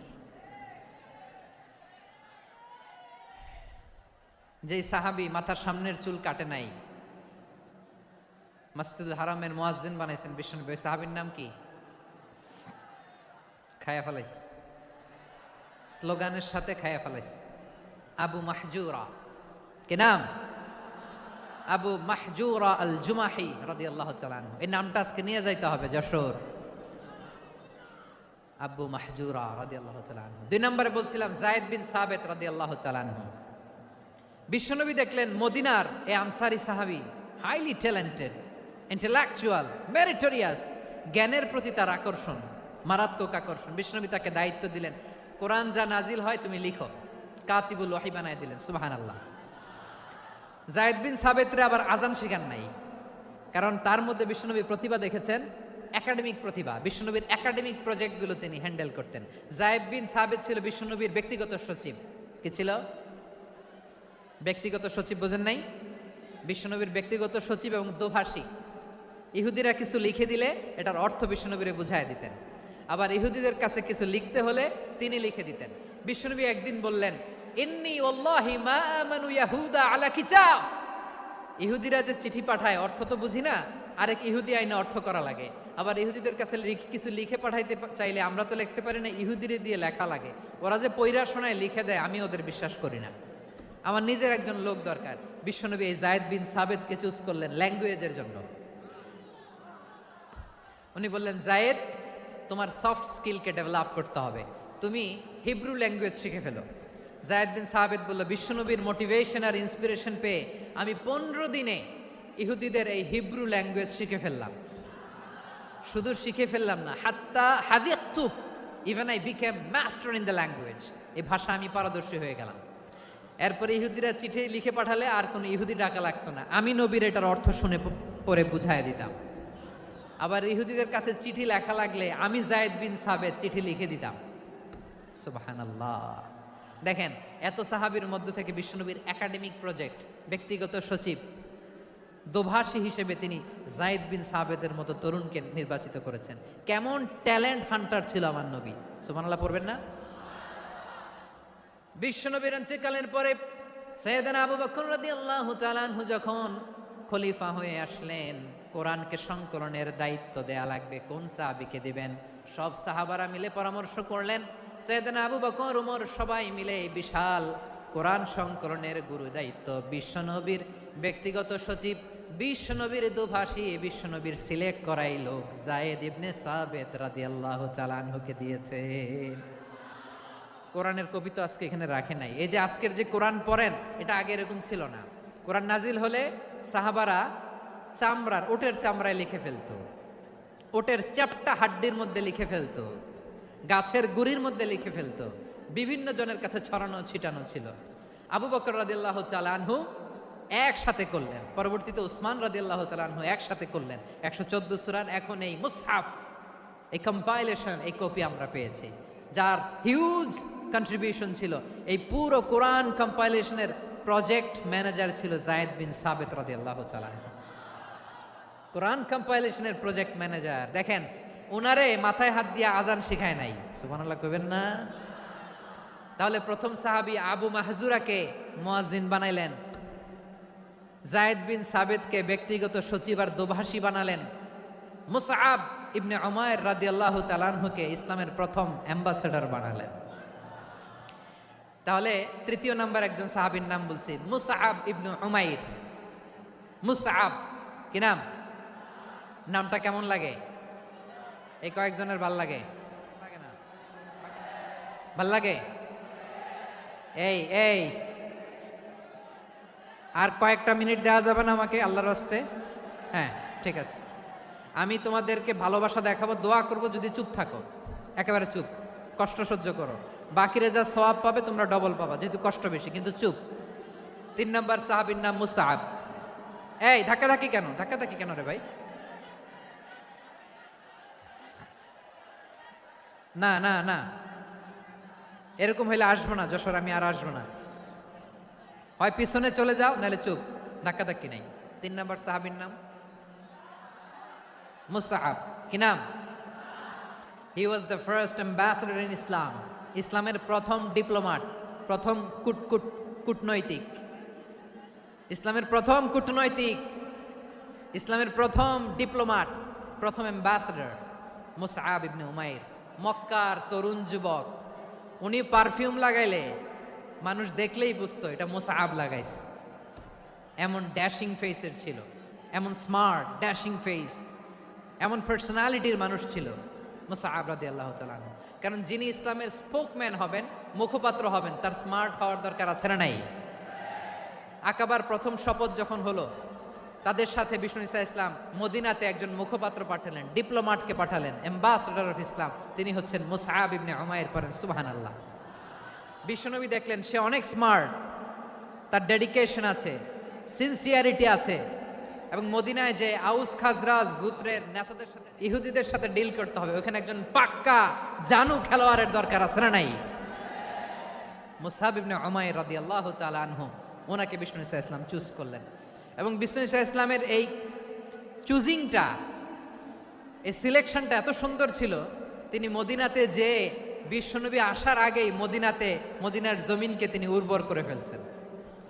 প্রতিটা ঘরে ঘরে কালিমার দাওয়াত তিনি পৌঁছে। জুমার বিধান নাজিল হয়েছে, কিন্তু মক্কায় পরিবেশ নাই জুমা পালনের। বিষ্ণু ঈসা ইসলাম একজনকে দিয়ে খবর পাঠালেন, যাও মদিনায় মুসাবকে যে বলো, মুসাব তো আমার শিক্ষক, আমার স্পোকম্যান, মদিনাতে যেন তারা জুমা কায়েম করে। বিশ্বনবীর আগেই মুসআব মদিনার মুসলিমদেরকে নিয়ে মদিনায় প্রথম জুমা কায়েম করে ফেলছে। কোন সুবহানাল্লাহ। ডিপ্লোম্যাটদের কেমন হইতে হয়, অ্যাম্বাসেডারের কেমন হইতে হয়, মুসআব রাদিয়াল্লাহু তাআলা আনহুর কাছ থেকে শিখে নাও। মুসআব নামটা কেমন লাগে? যশোর যাদের সন্তান হবে, ছেলে সন্তান, আমার রাস্তায় পাইলে সবাই জিজ্ঞেস করে, হুজুর একটা নাম দেন, আমার ছেলে হবে। যশোরবাসীর জন্য আমি একটা নাম দিয়ে দিলাম, নাম রাখতে হবে মুসআব। কি নাম? নামটা যাদের ভাল লাগে, ছেলে সন্তান অনাগত আসবে, মনে চাইলে নাম রেখে দিবেন মুসআব রাদিয়াল্লাহু তাআলা আনহুর নামে মুসআব। তাহলে মুসআব রাদিয়াল্লাহু তাআলা আনহুকে বিশ্বনবী ল্যাঙ্গুয়েজ শিখান নাই, সফট স্কিল শিখান নাই। যায়েদ রাদিয়াল্লাহু তিনি হিব্রু ল্যাঙ্গুয়েজ শিখেছেন, সুরিয়ানি শিখেছেন, কিন্তু মুসআবকে তিনি বানিয়েছেন the spokesman of Islam, the first diplomat, the ambassador of Islam. সুবহানাল্লাহ পড়বেন না? আব্দুল্লাহ ইবনে আব্বাস বিশ্বনবীর কাজিন, চাচাতো ভাই। আবার মাইমুনা রাদিয়াল্লাহু তাআলা আনহু, মাইমুনা নবীর স্ত্রী, তিনি ছিলেন আব্দুল্লাহর আপন খালা। তো নবীর বউ যদি ওনার খালা হয়, নবী তার কি? বুঝে নাই, নবী তার কি? খালু। তাহলে সম্পর্ক অনেক গভীর, কাজিন আবার খালু। ছোট্ট মানুষ, তাই রাতে মাঝে মাঝে ঘরে থাকতো। বিশ্বনবী দেখলেন আব্দুল্লাহ যেহেতু আমার ঘরে ঢুকতে পারে, আব্দুল্লাহরে এই উম্মতের বড় শিক্ষাবিদ বানাইতে হবে। কথা বোঝে নাই? আব্দুল্লাহকে কি বানাইতে হবে? শিক্ষাবিদ, এডুকেটর অফ দিস উম্মাহ, এই উম্মার শিক্ষাবিদ বানাইতে হবে। তাই আব্দুল্লাহ ইবনে আব্বাসকে বিশ্বনবী হাতে কলমে শিক্ষা দিয়েছেন। আহারে, আর এরপরে যে কি ভাষা আসবে তোমাদের জন্য আমার মুখ থেকে আমি নিজেও জানি না, আমি নিজেও জানি না। 1 ঘন্টা যাবত ধাক্কা ধাক্কি মারামারি। তো আসতে বলছে কে তোমাকে? পেছনে চলে যাও, জায়গা না পেলে।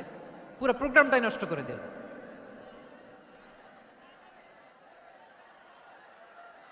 জি, আমার দিকে তাকান, আমি শেষ করে দিচ্ছি। হবে না, ইন্টেলেকচুয়াল আলোচনা এখানে হবে না, আমি বুঝতে পারছি, আমি শেষ করে দিচ্ছি। আব্দুল্লাহ ইবনে আব্বাস রাদিয়াল্লাহু তাআলা আনহু, মনোযোগ দিয়ে কয়েকটা মিনিট শুনেন, আমি এখনই শেষ করে দিচ্ছি, এরপর আওয়াজ করবে। এই যে এগুলো কি আমি বুঝলাম না। আমি বললাম না সব করা যাবে, বসে যাও, শুয়ে যাও, চলে যাও, আওয়াজ করা যাবে না। অন্যকে বসো এটাও বলার দরকার নেই, জাস্ট এদিকে তাকাও। আল্লাহ। আব্দুল্লাহ ইবনে আব্বাস রাদিয়াল্লাহু তাআলা আনহু বিশ্বনবী হাতে কলমে শিক্ষা দিয়েছেন, যেহেতু উম্মতের শিক্ষাবিদ হবেন, এডুকেটর হবেন। তো বিশ্বনবী রাতে যখন তাহাজ্জুদ পড়তেন, ছোট্ট আব্দুল্লাহ ঘরে থাকতো, বুঝতে পেরেছেন? ছোট্ট মানুষ তো ঘরে থাকতো। তো বিশ্বনবী তাহাজ্জুদের জন্য একবার দাঁড়িয়েছেন, ছোট্ট আব্দুল্লাহ অজু করে দাঁড়াইছে। আচ্ছা বলেন তো, ইমাম আর মুসল্লি মোট যদি দুইজন হয়, একজন ইমাম একজন মুসল্লি, তো মুসল্লি ইমামের কোন দিকে দাঁড়াবে? ডানে দাঁড়াবে। ছোট্ট আব্দুল্লাহ বোঝে নাই, বিশ্বনবী তাহাজ্জুদ শুরু করেছেন, উনি একতেদা করছেন আর দাঁড়াইছেন বায়ে। কোথায় দাঁড়িয়েছেন? আব্দুল্লাহ বলেন, যখন আমি বায়ে দাঁড়ালাম, আখাযা রাসূলুল্লাহ সাল্লাল্লাহু আলাইহি ওয়াসাল্লাম উযুনি আল ইউমনা ইয়াফতিলুহা, বিশ্বনবী নামাজরত অবস্থায় আমার কান ধরে টেনে আমার ডান দিকে এনে দাঁড় করায় দিলেন। পড়েন সুবহানাল্লাহ। দেখেন, হাতে কলমে শিক্ষা। আর জীবনে ভুল হবে? কথা কয় না, আর ভুল হবে? আর ভুল হবে না। এভাবে বিশ্বনবীর অনেক সঙ্গ পেয়েছেন, সফর করেছেন, একই বাহনে বসেছেন, এক বাহনে বসে লম্বা নাসিহত করেছেন, বলেছেন, ইয়া গোলাম ইহফাজিল্লাহ ইয়াহফাজকা, ইহফাজিল্লাহ তাজিদহু তুজাহাক, ইযা সাআলতা ফাসআলিল্লাহ ওয়া ইযা ইসতাআনতা ফাসতাইন বিল্লাহ। আল্লাহর বিধান মানো, আল্লাহর বিধান রক্ষা করো, আল্লাহ তোমায় রক্ষা করবে।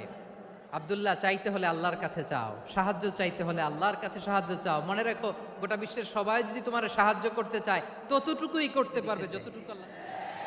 গোটা বিশ্ব যদি তোমার বিরুদ্ধে ষড়যন্ত্রে দাঁড়িয়ে যায়, ক্ষতি ততটুকু করতে পারবে যতটুকু তোমার জন্য বরাদ্দ আছে, এর বাইরে কিছু করতে পারবে না। আওয়াজ করে বলেন ঠিক কিনা? এভাবে হাতে কলমে শিখিয়েছেন, বিশ্বনবীর সঙ্গ পেয়েছেন। ওনাকে বিষ্ণু ইসলাম শিক্ষাবিদ, এডুকেটেড অফ দিস উম্মাহ হিসেবে সিলেক্ট করেছেন, হাতে কলমে শিখিয়েছেন। বিশ্বনবী একবার প্রকৃতির ডাকে সাড়া দিয়ে এসেছেন। এখন কি করতে হবে? নামাজের জন্য অজু করতে হবে। বিশ্বনবী এসেই দেখেন অজুর বদনায় পানি ভরা, খুশি হয়ে গেলেন, বললেন, কে রেখেছে পানি? একজন বলল, আব্দুল্লাহ রেখেছে। বিশ্বনবী অত্যন্ত খুশি হলেন, খুশি হয়ে একটা দোয়া করলেন, বললেন, আল্লাহুম্মা ফাক্কিহু ফিদ্দীন ওয়া আল্লিমহু তা'ওয়ীল। আল্লাহ, তুমি আব্দুল্লাহকে দ্বীনের বুঝ দিও আর কোরআনের তাফসির শিক্ষা দিও।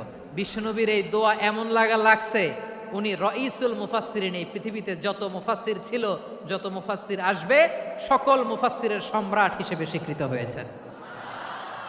আব্দুল্লাহ ইবনে আব্বাস, বিশ্বনবী ওনারা আজান শিখান নাই, বিশ্বনবী ওনারা ল্যাঙ্গুয়েজ শিখান নাই, বিশ্বনবী ওনারা অ্যাম্বাসেডর বানান নাই, হাতে কলমে শিক্ষা দিয়েছেন। ছোট্ট মানুষ, বিশ্বনবী ইন্তেকাল করলেন, আবু বকরের সময় গেল, ওমরে ফারুকের খেলাফত, তখনও তিনি তরুণ। ওমরে ফারুক রাদিয়াল্লাহু তাআলা আনহু ওনার ক্যাবিনেট মিনিস্ট্রির বৈঠকে এই আব্দুল্লাহ ইবনে আব্বাসকে পাশ দিয়ে বসায় রাখতেন। বয়স্ক সাহাবারা এটা পছন্দ করতো না, তারা বলতো, ঘটনা কি? আব্দুল্লাহর মতো ছেলে নাতি আমাদের আছে, এরা কেন রাখে ওমরে ফারুক? ওমরে ফারুক এটা টের পেলেন, তিনি বুঝতে পারলেন যে ক্যাবিনেট মেম্বাররা এটা পছন্দ করে না, ছোট্ট আব্দুল্লাহরা কেন রাখি, কেন যে রাখি, এটা একদিন বুঝাবো। একদিন মিটিংয়ে তিনি সবাইকে বললেন, ইদা জাআ নাসরুল্লাহি ওয়াল ফাতহ। এই আয়াত দ্বারা উদ্দেশ্য কি বলেন তো মুরব্বী সাহাবীরা?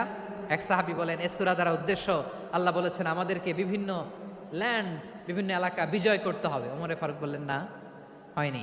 আরেকজন বললেন, বিজয় হওয়ার পর আমাদের বেশি বেশি আল্লাহর বরত্বের ঘোষণা দিতে হবে, এটা উদ্দেশ্য। ওমরে ফারুক বললেন, না, হয় নাই। যারা জিজ্ঞেস করেন কেউ পারে না।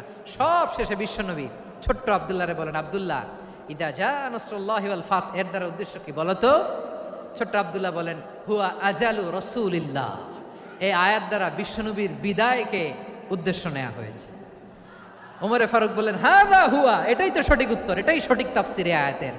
কারণ ইদা জাআ নাসরুল্লাহি ওয়াল ফাতহ, যখন আল্লাহর সাহায্য আর বিজয় আসবে, ওয়া রাআইতান নাসা ইয়াদখুলুনা ফি দীনিল্লাহি আফওয়াজা, আপনি দেখবেন দলে দলে, ঢলে ঢলে, বানের পানির মতো মানুষ ইসলামের দিকে ঢুকতেছে, ইসলামের বিজয় হয়েছে। তো ইসলামের বিজয়ের মিশন নিয়ে নবী আসছে, বিজয়ী যখন হয়ে গেছে, এখন তো নবীর বিদায় হবে। জোরে বলেন ঠিক কিনা? কোন সাহাবী এই সূক্ষ্ম কথাটা ধরতে পারে নাই, ওই আব্দুল্লাহ ছাড়া। আব্দুল্লাহ যখন উত্তর দিছে, সব সাহাবীদের টনক নড়েছে। এরপর থেকে কোনো ক্যাবিনেট মিটিং এ আর কোনো সাহাবারা কোনো প্রশ্ন করে নাই। আওয়াজ করে পড়েন সুবহানাল্লাহ। বিশ্বনবী আব্দুল্লাহ ইবনে আব্বাসকে দ্য এডুকেটর অফ দ্য উম্মাহ, উম্মার শিক্ষাবিদ হিসেবে গ্রহণ করেছেন। আওয়াজ করে পড়তে হবে আল্লাহু আকবার। সাহাবীদের নামগুলো মনে থাকবে? এক নম্বরে আবু মাহজুরা, মুয়াজ্জিন বানাইছেন। যায়েদ ইবনে সাবিত, দোভাষী, ট্রান্সলেটর অফ প্রফেট, এবং তিনি ছিলেন বিশ্বনবীর ব্যক্তিগত সচিব। মুসআব ইবনে উমাইর, the first ambassador and diplomat of Islam. আব্দুল্লাহ ইবনে আব্বাস, এই উম্মার সবচাইতে বড় এডুকেটর, শিক্ষাবিদ। আরেকজন ছিল আব্দুল্লাহ ইবনে মাসউদ রাদিয়াল্লাহু তাআলা। দুই আব্দুল্লাহ, আব্বাস গেল, আরেকজন হচ্ছে মাসউদ। মক্কার তরুণ, ছাগল পালতো মুশরিকের বিশ্বনবী আর আবু বকর রাদিয়াল্লাহু তাআলা আনহু একবার গেলেন, যে দেখে এই তরুণ দাঁড়ায় আছে। বিশ্বনবী বলেন, আমি খুব ক্ষুধার্ত, তোমার কাছে কি দুধ আছে ছাগলের? আব্দুল্লাহ আছে, ওয়ালাকিন আনা মুতামান, কিন্তু যে দুধ আছে এটা আমানতের, আমি দিতে পারবো না। বিশ্বনবী এইটা শুনেই তারা টার্গেট করে ফেলছে। আনা মুতামান, দুধ আছে কিন্তু এটা আমার মালিকের, আমি তো দরদ দেখাই, আমার মালিকের দুধ আপনি পথিক, আপনারা দিতে পারি না। বিশ্বনবী টার্গেট করে ফেলছেন, এরে আমার কাজে লাগাইতে হবে। বিশ্বনবী বললেন, আচ্ছা ঠিক আছে, দুধ দিও না, কিন্তু এমন ছাগি আছে কিনা যেই ছাগির সাথে কোনো ছাগলের মিলন হয় নাই, তার ওলানে দুধও আসে নাই, বাচ্চাও নাই, এরকম ছাগির থেকে যদি আমি দুধ খাই তাহলে তো সমস্যা নাই। বলতেছে, এরকম ছাগির থেকে দুধ খাইলে ওলান থেকে দুধ আসবেও না। বলতেছে, ঠিক আছে, এরকম একটা ছাগি নিয়ে আস। নিয়ে আসা হলো।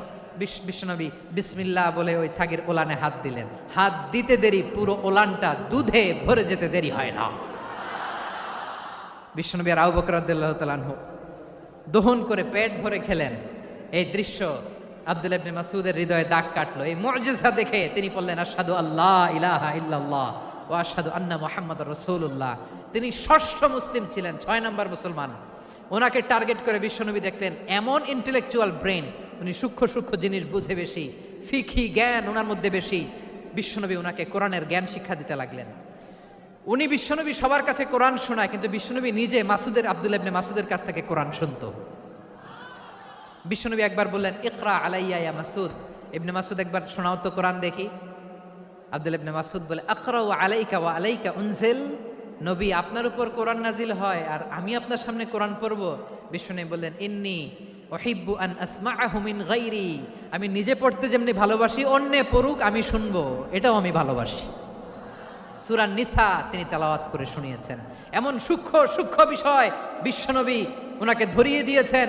উনি হয়ে গিয়েছেন, আব্দুল্লাহ ইবনে আব্বাস হয়েছেন রাইসুল মুফাসসিরিন, উনি হয়ে গিয়েছেন ফাকিহুল উম্মাহ।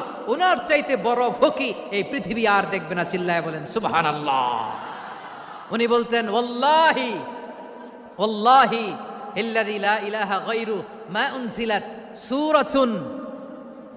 উনজিলাত সূরাতুন ইল্লা ওয়া আনা আ'লামু আইনা উনজিলাত ওয়া ফীমা উনজিলাত।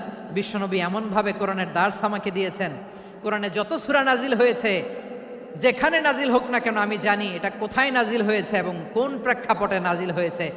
এমন একটা সূরা নাই যে সূরার কোথায় নাজিল হয়েছে আমি মাসুদের জানা নাই, কোন প্রেক্ষাপটে নাজিল হয়েছে আমার জানা নাই। এরকম ঘটবে না। চিল্লায় বলেন আল্লাহু আকবার।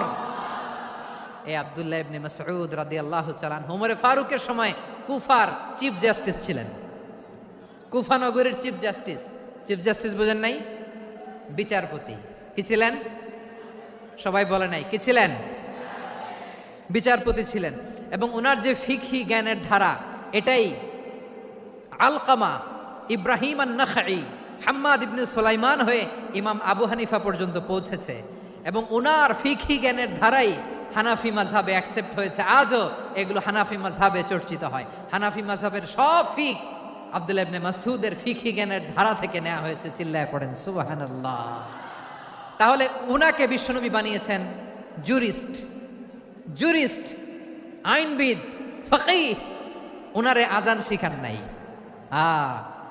হিউম্যান রিসোর্স ডেভেলপমেন্ট কিভাবে করবেন, মানব সম্পদের উন্নয়ন কিভাবে করতে হয়, কিভাবে যার যেখানে প্রতিভা কাজে লাগাতে হয় উনি দেখিয়েছেন। সুবহানাল্লাহ পড়বেন না? খালিদ বিন ওয়ালিদ নাম শুনছেন? কে কে শোনেন নাই হাত তোলেন। কি ছিলেন? বীর যোদ্ধা ছিলেন খালিদ বিন ওয়ালিদ। কিন্তু তিনি ইসলাম ধর্ম গ্রহণ করেছেন অনেক দেরিতে, 8ম হিজরিতে। তার মানে 8ম হিজরির আগে উনি মুশরিকদের পক্ষে লড়াই করেছেন। ওনার হাতে কত মুসলিম সাহাবী যে নিহত হয়েছে হিসাব নাই। বিশ্বনবী টার্গেট করে রাখছে, তুমি আমাদের মুসলিমদের এত ক্ষতি করলা, তুমি যখন মুসলমান হবা তোমার দিয়ে আমি এমন কাম করামু যেটা আর কেউ করতে পারবে না। সুবহানাল্লাহ নাই? যশোর ক্লান্ত হয়ে গেছে।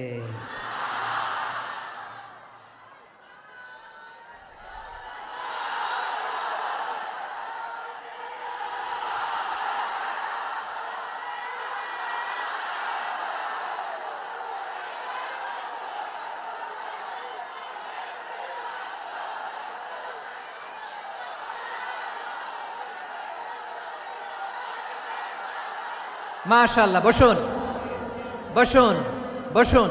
খালিদ বিন ওয়ালিদ রাদিয়াল্লাহু তাআলা আনহু 8ম হিজরিতে মুসলিম হয়েছেন, মক্কা বিজয়ের আগে। তো মক্কা বিজয়ের আগে যখন মুসলিম হয়েছেন, এর আগে কি করছেন?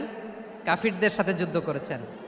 উনি উহুদের যুদ্ধে মুসলমানদের যে পরাজয় ভাব, কঠিন পরিস্থিতির মুখোমুখি উনার কারণে পেছন থেকে এমন আতর্কিত আক্রমণ করেছেন, মুসলমানদেরকে কচুকাটা করেছেন। 8ম হিজরিতে আল্লাহ তাআলা হেদায়েতের নূর দিয়ে ওনার হৃদয়টাকে উজালা করে দিলেন। লা ইলাহা, এটা এমন বাণী যার হৃদয়ে একবার টাচ খাবে, এইটা থেকে সে আর পালিয়ে বেড়াতে পারে। এর ভেতর লুকিয়ে থাকে যেমন মতি, ঝিনুকের ভেতর লুকিয়ে থাকে যেমন মতি, কলমা শাহাদাতে আছে আল্লাহর জ্যোতি, কলমা শাহাদাতে আছে আল্লাহর জ্যোতি। ঠিক কিনা বলেন? মক্কা বিজয়ের আগে মুসলিম হলেন, হওয়ার পরেই বিশ্বনবীর টার্গেট ফুলফিল হলো। ওই যে টার্গেট করে রেখেছেন আর দোয়া করেছেন, খালিদ বিন ওয়ালিদ যদি মুসলিম হয় তাকে আমি মিলিটারি চিফ বানাবো। ওনাকে আজান শিখান নাই, ওনার কান ধইরা নামাজের এই মাথা থেকে ওই মাথা আনান নাই, ফিকহি কোরআনের সূক্ষ্ম তাফসীর ওনারে শিখান নাই, অ্যাম্বাসেডর বানান নাই। বিষ্ণু ইসলাম ওনাকে সামরিক অভিযানে প্রেরণ করেছেন। সামরিক অভিযানে তিনি প্রেরণ করেছেন। ওনার জীবদ্দশায় ওনার নেতৃত্বে যতগুলো যুদ্ধ হয়েছে, একটা যুদ্ধেও তিনি পরাজয় বরণ করেন নাই। ওমরে ফারুকের সময়কালে তিনি চিফ অফ মুসলিম মিলিটারি, মানে মুসলিম সেনাপতি হয়েছেন। যশোর, আওয়াজ করো, ঠিক কিনা বলো? সেনাপতি, মুসলিম সেনাপতি। তাহলে কিভাবে হিউম্যান রিসোর্স ব্যবহার করতে হয় গোটা বিশ্ব আমার নবীর কাছ থেকে শিখে নাও। খালিদ বিন ওয়ালিদ, ওনাকে বিশ্বনবী একটা উপাধি দিয়েছেন। উপাধিটা হচ্ছে সাইফুল্লাহিল মাসলুল, আল্লাহর নাঙ্গা তরবারি, আল্লাহর খোলা তরবারি, দ্য ওপেন সোর্ড অফ আল্লাহ। খালিদ বিন ওয়ালিদ মুসলিম সেনাপতি। হাসান বিন সাবেত, নাম শুনছেন?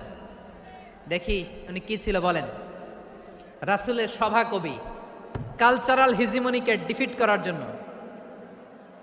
উনি ভালো অস্ত্র চালানো জানতেন না, ওই কাজে উনি যেতেন না। ওনার ছিল কাব্য প্রতিভা। কাব্য প্রতিভা, কাফিররা কবিতা দিয়ে নবীকে গালি দিত। বিশ্বনবী বলতেন, ইয়া হাসান আজিব আন রাসূলিল্লাহ, তুমি নবীর হয়ে কাফেরদের এই কথাগুলোর জবাব দাও।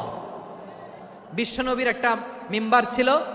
বিশ্বনবীর মিম্বারের পাশাপাশি মসজিদে নববীতে এই হাসান বিন সাবেতের জন্য বিশ্বনবী একটা স্পেশাল মিম্বার বানিয়ে দিয়েছেন। এখান থেকে তুমি জবাব দাও। এবং বিশ্বনবী বলেছেন, আল্লাহুম্মা আইয়িদহু বিরূহিল কুদুস। আল্লাহ, হাসান আমার পক্ষে জবাব দেয়, তুমি জিব্রাইল মারফত তাকে সাহায্য পাঠাইয়া দিও। রাসূল সাল্লাল্লাহু আলাইহি ওয়াসাল্লামের সভা কবি, the poet of the prophet, নবীর কবি। উনি কবিতা দিয়ে, এমন উচ্চাঙ্গের ভাষায় কবিতা দিয়ে তিনি জবাব দিতেন, কাফিরদের গা শিহরে যেত, তাদের হৃদয়ে আগুন ধরে যেত। তাহলে এরকম কবিরও দরকার আছে না নাই? এখন যাকে আল্লাহ দিছে কাব্য প্রতিভা, এরা যদি আপনি যুদ্ধের ময়দানে পাঠান হবে? যারে দিছে সুরেলা গলা, এরা যদি অ্যাম্বাসেডর বানান হবে না। হাসান বিন সাবেত ছিলেন বিষ্ণু ইসলামের কবি। হুযায়ফা ইবনুল ইয়ামান বিশ্বনবীর গোয়েন্দা বিভাগের প্রধান। কিসের প্রধান? হুযায়ফা ইবনুল ইয়ামান। ওনার ছিল ডিটেকটিভ মাইন্ড, ডিটেকটিভ মাইন্ড, গোয়েন্দা বিভাগের প্রধান। এবং উনি হচ্ছেন সাহিবু সিররি রাসূলিল্লাহ, রাসূল সাল্লাল্লাহু আলাইহি ওয়াসাল্লামের গোপন তথ্যের ধারক বাহক। নবীর যেই কথা কেউ জানে না, সব হুযায়ফার পেটের ভিতরে ছিল। সুবহানাল্লাহ পড়েন। মদিনার যত ইহুদিদের একটা লিস্ট ছিল, এই লিস্ট শুধু দুইজন জানতো, বিশ্বনবী আর হুযায়ফা। সুবহানাল্লাহ পড়বেন না? তাহলে উনাকে কোন দায়িত্ব দিছে? কোন বিভাগ? যশোর, আওয়াজ করো, কোন বিভাগ? গোয়েন্দা বিভাগের হেড ছিল। খন্দকের যুদ্ধে প্রচন্ড আজকের মতো শৈত্য প্রবাহ, মাটি খনন করতে করতে সাহাবীদের পেটে ক্ষুধা নাই, দাঁড়াইতে পারে না নামাজের জন্য, এত ক্লান্ত, ক্ষুধা, ক্লান্ত, শ্রান্ত। বিশ্বনবী বলেন, কে আছো এই কঠিন শীত, এই ভয় আর ক্ষুধার মধ্যেও খন্দকের পরীক্ষার টপকে শত্রুর শিবিরে যে আমাকে তথ্য দিবা, কে আছো? কারো গায়ে শক্তিই নাই যে দাঁড়াবে, কেউ দাঁড়ায় না। বিশ্বনবী তখন নিজে হুযায়ফাকে ডাক দিলেন, হুযায়ফা, যে আমাকে আজকে শত্রু শিবিরের তথ্য এনে দিবে, সে জান্নাতে আমার মোরাফাকা, আমার সঙ্গী হবে। হুযায়ফা রাদিয়াল্লাহু ইবনুল ইয়ামান জীবনের ঝুঁকি নিয়ে এই ক্ষুধা, শৈত্য প্রবাহ, কোল্ড ওয়েভসকে উপেক্ষা করে পরীক্ষা টপকে শত্রু শিবিরে যে সবার কথাগুলো চুপে চুপে শুনে বিশ্বনবীর দরবারে এসে গোয়েন্দাদের মতো তথ্য সরবরাহ করেছে।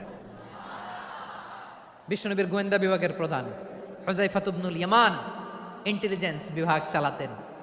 মুনাফিকদের নাম ওনার কাছে ছিল। মুআয ইবনে জাবাল মদিনা রাষ্ট্রের সবচেয়ে সিনিয়র আমলা ছিলেন। আমলাতন্ত্র চিনেন তো? প্রশাসনিক কাজ যারা চালায়, অ্যাডমিনিস্ট্রেশন বোঝেন না? The department of administration. মদিনার রাষ্ট্রের সিনিয়র আমলা মুআয ইবনে জাবাল মুতাখাসসিসুন ফিল হালালি ওয়াল হারাম, হালাল হারামের স্পেশালিস্ট ছিলেন। বিশ্বনবী উনাকে ইয়ামানের গভর্নর করে পাঠাইছেন। বলেছেন, ইন্নাকা তা'তি কওমান আহলা কিতাব, এমন গোষ্ঠীর কাছে যাবা এরা ইহুদি নাসারা, আগে শাহাদা পড়লে এরপরে নামাজের দাওয়াত দিও, নামাজ পড়লে যাকাতের দাওয়াত দিও। গভর্নরের অ্যাটিটিউড যেমন থাকে তেমন অ্যাটিটিউড ধরে রেখো। সুবহানাল্লাহ পড়েন। তাহলে মুআয ইবনে জাবালকে দিয়ে বিশ্বনবী কবিতা লেখায় নাই, চিঠি লেখায় নাই, আজান দেওয়ায় নাই। সুবহানাল্লাহ পড়বেন না?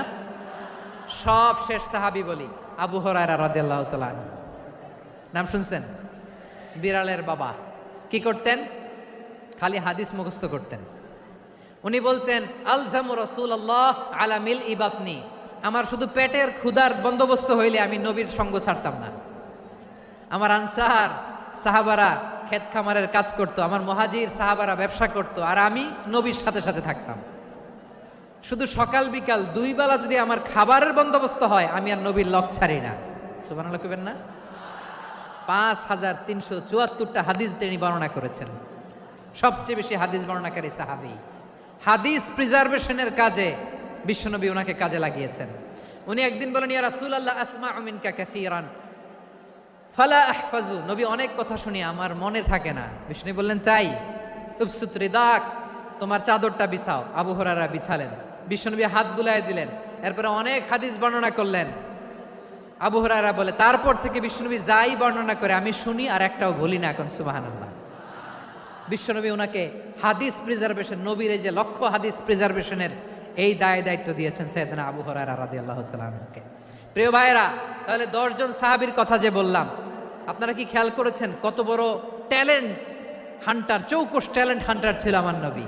এক একজনের এক এক ট্যালেন্ট, এক এক কাজে অ্যাসাইন করেছেন, এক একজনকে এক এক দায়িত্ব দিয়েছেন, এক একজনের প্রতিভাকে এক একভাবে বিকশিত হওয়ার সুযোগ দিয়েছেন। আওয়াজ করে বলেন ঠিক কি না?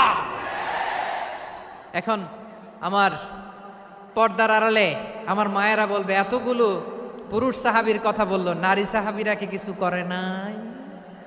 হ্যাঁ, একজন নারী সাহাবীর কথা বলে মোনাজাত হবে, দোয়া ছাড়া কেউ যাব না। রুফাইদা আল আসলামিয়া রাদিয়াল্লাহু তাআলা আনহা, ওনার বাবার নাম সাআদ আল আসলামি। বিশ্বনবী কি খেয়াল করলেন দেখেন, সাআদ ছিল মদিনার বড় ডাক্তার। এই নারী সাহাবী রুফাইদা বাবার কাছ থেকে চিকিৎসা বিদ্যা শিখেছেন। যখন শিখছে, বিশ্বনবী দেখলেন আমার তো প্রতি সপ্তাহে সপ্তাহে যুদ্ধে আহত সাহাবীদের সেবা দিবে কে? বিশ্বনবী রুফাইদাকে বললেন, রুফাইদা তুমি মসজিদে নববীর পাশে একটা মেডিকেল ক্যাম্প করো। এই যে সাকিনা আদ্দিন মেডিকেলের আমার ছাত্রী বন্ধুরা শুনে রাখো, তোমাদের আইকন হচ্ছে রুফাইদা আল আসলামিয়া।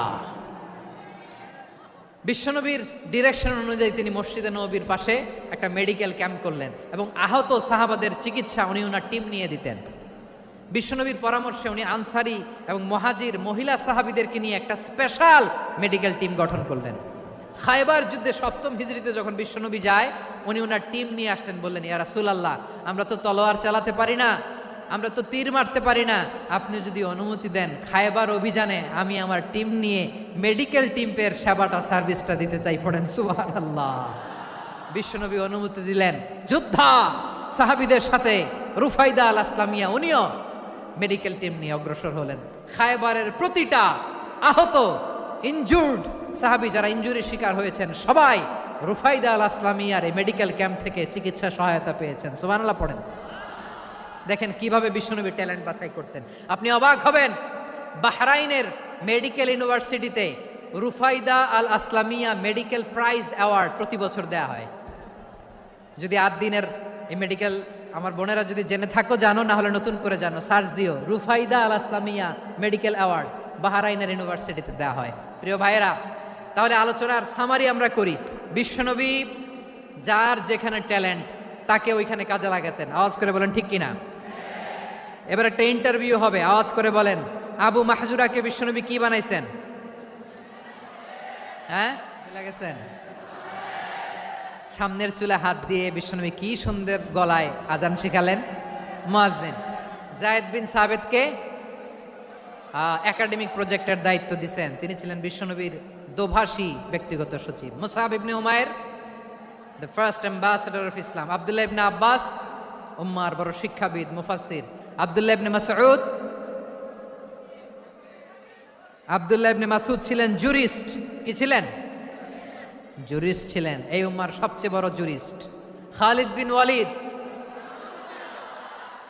সেনাপ্রধান। হাসান বিন সাবিত ছিলেন বিশ্বনবীর সভাকবি। কি ছিলেন? বিশ্বনবীর সভাকবি ছিলেন।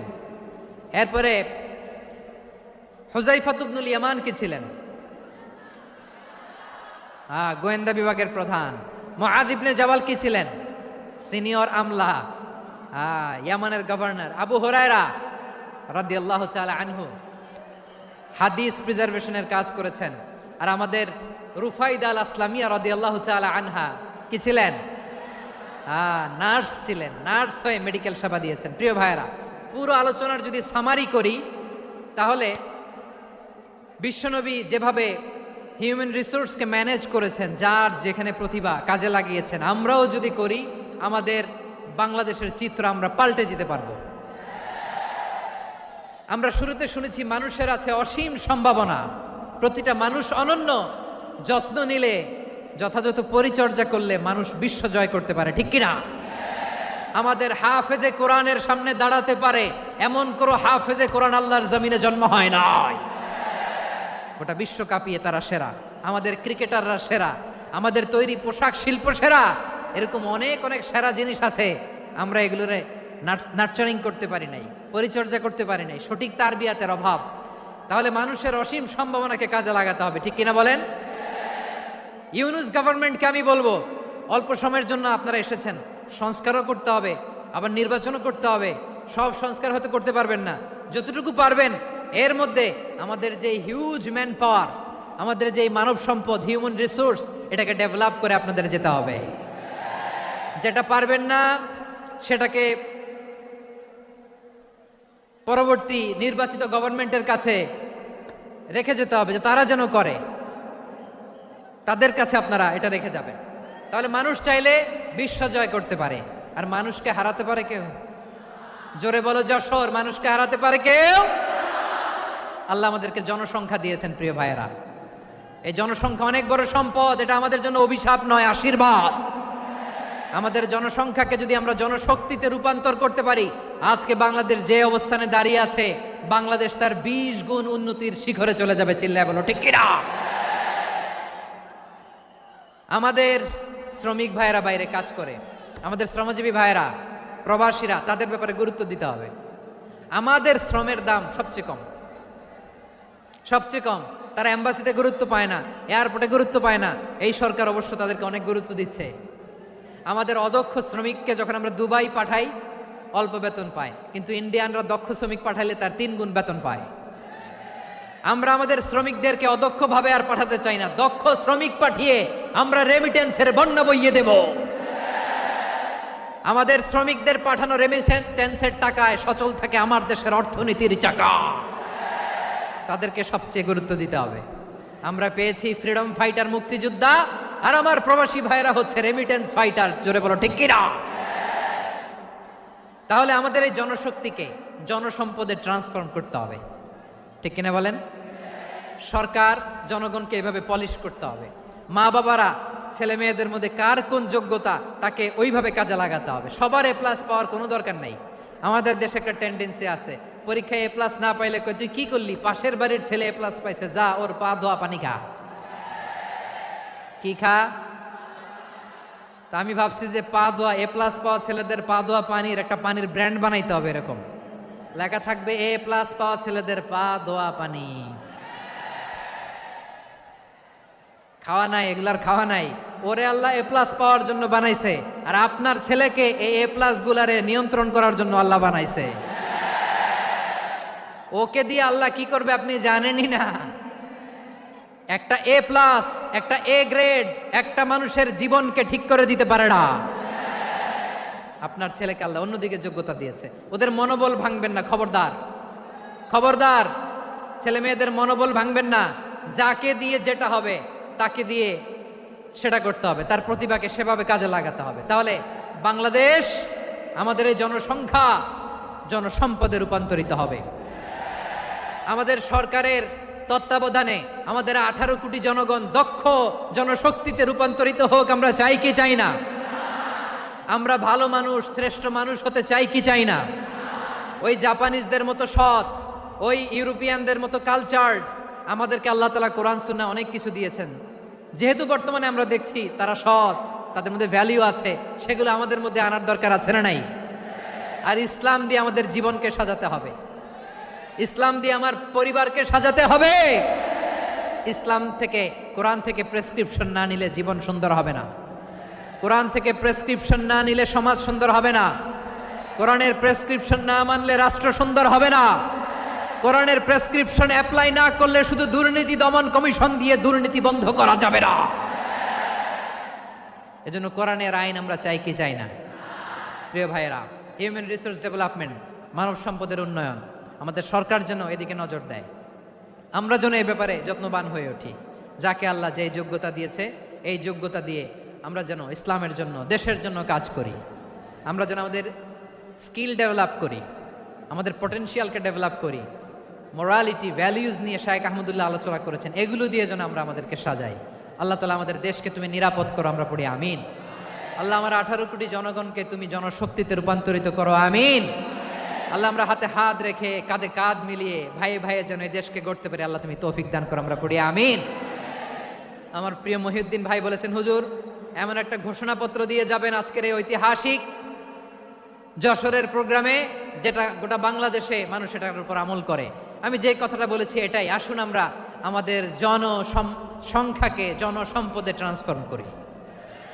আমাদের জনসংখ্যাকে আমরা যেন জনশক্তিতে রূপান্তরিত করি। জনসংখ্যাকে ট্রান্সফর্ম করে জনশক্তি দিয়ে আমরা যেন আগামীর বাংলাদেশ, স্বাধীন বাংলাদেশ 2.0 কে গড়ে তুলি। আল্লাহ তাআলা আমাদের সবাইকে কথাগুলো বোঝার, আমল করার তৌফিক দান করুন। এই জেনজি, ক্ষমা করে দিও আমাকে, অনেক ধমক দিছি, বকা দিছি।